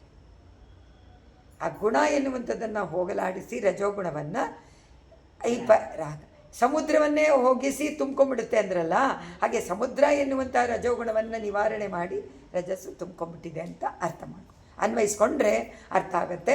ಸೊ ಅದರಿಂದ ಪರಾಗ ಪದ್ಧತಿನಲ್ಲಿ ಪಾದುಕಾದೇವಿಯ ಪರಾಗವನ್ನು ಇಟ್ಕೊಂಡು ಇಷ್ಟು ಶ್ಲೋಕವನ್ನು 30 ಶ್ಲೋಕದಲ್ಲಿ ವರ್ಣನೆ ಮಾಡಿದ್ದಾರೆ. ವರ್ಣನೆ ಮಾಡಿ ದೇವರಲ್ಲಿ ನಮಗೆ ಭಕ್ತಿ ಉಂಟಾಗಬೇಕು. ಆ ದೇವರಲ್ಲಿ ಭಕ್ತಿ ಮೊದಲನೇ ಪ್ರಥಮ ನಿಷ್ಠೆ ಬಂದುಬಿಡುತ್ತೆ. ಆದರೆ ಪ್ರಥಮ ನಿಷ್ಠೆಯನ್ನು ಎಲ್ಲಿ ಕರ್ಕೊಂಡು ಹೋಗಬೇಕು? ಪರಮಾತ್ಮನ ಪಾದಕ್ಕೆ, ಪಾದದಿಂದ ಪಾದುಕೆಗೆ, ಪಾದುಕೆಯಾದಂಥ ನಮ್ಮ ಆಳ್ವಾರ್ಗೆ, ನಮ್ಮ ಆಳ್ವಾರಿಂದ ನಮ್ಮ ಆಚಾರ್ಯಗೆ, ನಮ್ಮ ಆಚಾರ್ಯರ ಪಾದುಕೆಗೆ. ಆಚಾರ್ಯರನ್ನು ಬಿಟ್ಟುಬಿಟ್ಟು ಆಚಾರ್ಯರ ಪಾದುಕೆಯ ಪ್ರಭಾವ, ಆ ಪಾದುಕೆಯವರೆಗೂ ಆ ರಜಸ್ಸು, ಆ ರಜೋಗುಣ ನಮ್ಮಲ್ಲಿ ರಜಸ್ಸು ಇದ್ದರೆ ನಮ್ಮ ರಜೋಗುಣ ಮುಚ್ಚೋಗುತ್ತೆ. ರಜೋಗುಣ ಮುಚ್ಚೋದ್ರೆ ನಮಗೆ ಬೇರೆ ವಿಷಯದಲ್ಲಿ ಪ್ರವೃತ್ತಿ ಉಂಟಾಗೋದಿಲ್ಲ, ಪರಮಾತ್ಮನ ವಿಷಯದಲ್ಲಿ ಪ್ರವೃತ್ತಿ ಉಂಟಾಗುತ್ತೆ. ಮತ್ತು ನಮ್ಮ ಕಾಮಂಗಳು ಮಾತಿಕ್ಕೊಂಡೆ ಪರಮಾತ್ಮನ ಪಾದಾರವಿಂದದ ಮೇಲೆ ನಮ್ಮ ಮನಸ್ಸು ಸದಾ ಅಲ್ಲಿ ನಿಲ್ಲುತ್ತೆ ಅಂಥೇಳಿ ಸ್ವಾಮಿ ದೇಶಿಕರು ಪರಾಗ ಪದ್ಧತಿನಲ್ಲಿ ಅದನ್ನು ಒಂದೊಂದು ಬೇರೆ ತರಹ ಮುಖ್ಯವಾದ ಅಂಶ ಅಕಲ್ಯಾಗೆ ಶಾಪ ವಿಮೋಚನೆ ಮಾಡಿದಂಥ ರಾಮನ ಪಾದಧೂಳಿ, ಅದನ್ನು ಇಟ್ಕೊಂಡು ಆ ಪಾದಧೂಳಿನೇ ಪಾದುಕೆ ಅಂತ ಸ್ತೋತ್ರ ಮಾಡಿಕೊಂಡಿದ್ದಾರೆ. ಇಲ್ಲಾಂದರೆ ಪಾದುಕೆಯನ್ನು ಪ್ರಭಾವವನ್ನು ಹೇಳೋಕ್ಕೆ ಸಾಧ್ಯ ಇಲ್ಲ. ಪಾದುಕೆಯೇ ಮಾಡಿದ್ದು ಅಂತ ಹೇಳಿ ನಮಗೆ ಪಾದುಕೆ ಮೇಲೆ ಭಕ್ತಿ ಉಂಟಾಗಲಿ ಅಂತ ಇಷ್ಟೆಲ್ಲ ವಿವರಣೆ ಮಾಡ್ತಾರೆ ಸ್ವಾಮಿ ದೇಶ. ಅದರಿಂದ ನಾವು ಪರಮಾತ್ಮನ ಉತ್ಸವಗಳಲ್ಲಿ ಪಾಲ್ಗೊಳ್ಬೇಕು. ಅದಕ್ಕೂ ಮುಖ್ಯವಾಗಿ ರಂಗನಾಥನ ಆಸ್ಥಾನದಲ್ಲಿ ಇದ್ದು ಒಂದೊಂದೂ ಅನುಭವಿಸ್ಬೇಕು. ದೇಶಿಕರು ಅನುಭವಿಸಿದಂತೆ ಎಲ್ಲ ಮರ್ತು ಬಿಡಬೇಕು. ಪ್ರಪಂಚವನ್ನು ನೋಡಬಾರ್ದು. ಉತ್ಸವಕ್ಕೆ ಹೋದಾಗ ಪ್ರಪಂಚವನ್ನು ನೋಡಬಾರ್ದು. ಭಾಗವತರ ಸಮೂಹ ನಿತ್ಯ ಸೂರಿಗಳೇ ಇಲ್ಲಿ ಬಂದಿದ್ದಾರೆ, ಪರಮಾತ್ಮ ಇದು ಭೂವೈಕುಂಠ ಅಂತ ಹೇಳಿ ದರ್ಶನ ಮಾಡಬೇಕು. ಆ ಭಾವನೆಯನ್ನು ಬೆಳೆಸ್ಕೊಳ್ಬೇಕು ಅಂತ ಇದರಲ್ಲಿ ಅರ್ಥ. ನಮ್ಮನ್ನೇ ನಾವು ಆರ್ಟ್ ಆಫ್ ಲಿವಿಂಗ್ ಅಲ್ವಾ ಅನ್ನೋದು ಕಾಲ. ಇಲ್ಲಾಂದರೆ ನಮಗೆ ಶಾಂತಿ, ನೆಮ್ಮದಿ, ಸುಖ, ಸಂತೋಷ ಎಲ್ಲಿ ಸಿಗುತ್ತೆ? ಅದರಲ್ಲಿ ಮುಳುಗಿದ್ರೆ ತಾನೇ ಸಿಗುತ್ತೆ. ಇಲ್ಲಾಂದರೆ ಫ್ಯಾಮಿಲಿ ಕ್ಲೇಶಗಳೆಲ್ಲ ಸಾಗರಂ ಘೋರಂ, ಅದು ಒಂದಲ್ಲ ಎರಡಲ್ಲ ಇದ್ದೇ ಯಾವುದೂ ಇರುವಂತೆ ಮಾಡಬೇಕು ಅಂತಂದರೆ ಪರಮ ವೈರಾಗ್ಯ, ಪರಮ ಪಾದುಕಾದೇವಿಯ ಭಕ್ತಿ ಉಂಟಾಗಬೇಕು ಅಂತ ಹೇಳ್ತಾರೆ. ನೆಕ್ಸ್ಟು ಈ ಪದ್ಧತಿಯನ್ನು ಮುಗಿಸಿ ನಾದ ಪದ್ಧತಿ, ದೊಡ್ಡದಾದ ಪದ್ಧತಿ, 100 ಶ್ಲೋಕಗಳ ಪದ್ಧತಿ. ಇದು ಒಂದರಲ್ಲೇ 100 ಶ್ಲೋಕ ಇರೋದು. 100 ಶ್ಲೋಕದಿಂದ ಆ ನಾದದ ಒಂದು ಅನುಭವ. ಉತ್ಸವದಲ್ಲಿ ನಾದ, ಕಹಳೆ, ಗಂಟೆ, ವಾದ್ಯಘೋಷ, ವೇದಘೋಷ, ಬ್ರಹ್ಮಾದಿ ದೇವತೆಗಳು ಬಂದು ಹೇಳುವಂಥ ಘೋಷ, ದುಂಬಿಗಳ ಘೋಷ, ಏನು ಘೋಷ, ಒಂದೊಂದು ಶಬ್ದವನ್ನು ತಗೊಂಡಿದ್ದಾರೆ ನಾದ ಪದ್ಧತಿನಲ್ಲಿ. ಅದು ಅನುಭವಿಸೋಣ ಮುಂದಕ್ಕೆ.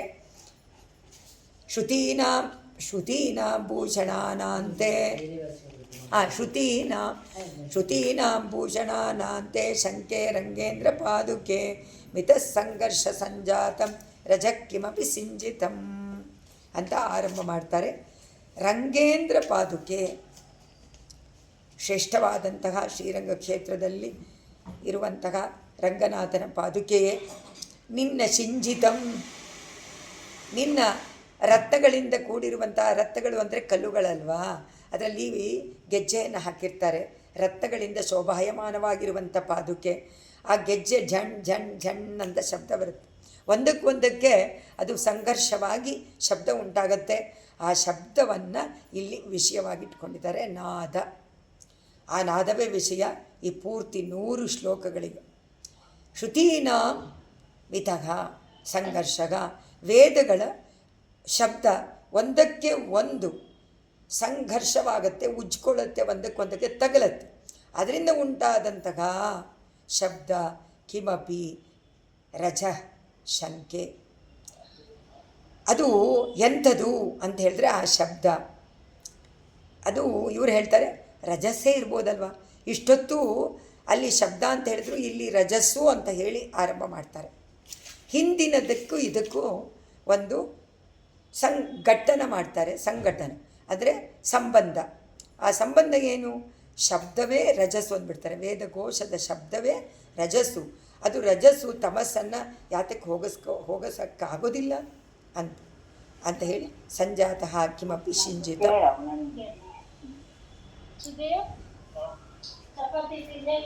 ಅಂತ ಹೇಳ್ತಾರೆ. ಅದನ್ನು ನೋಡೋಣ ಮುಂದಕ್ಕೆ ನಾಳೆ. ಜಯತಿ ಯತಿರಾಜ ಸೂಕ್ತಿ ಜಯತಿ ಮುಕುಂದಸ್ಯ ಪಾದುಕಾಯುಗಳಿ ತದ್ವೈದನಾ ತ್ರಿವೇದಿಮವಂದಯಂತೋ ಜಯಂತಿ ಭುವಿ ಸಂತಗ ಕವಿತಾರ್ಕಿಕ ಸಿಂಹಾಯ ಕಲ್ಯಾಣ ಗುಣಶಾಲಿನೇ ಶ್ರೀಮತೆ ವೆಂಕಟೇಶಾಯ ವೇದಾಂತ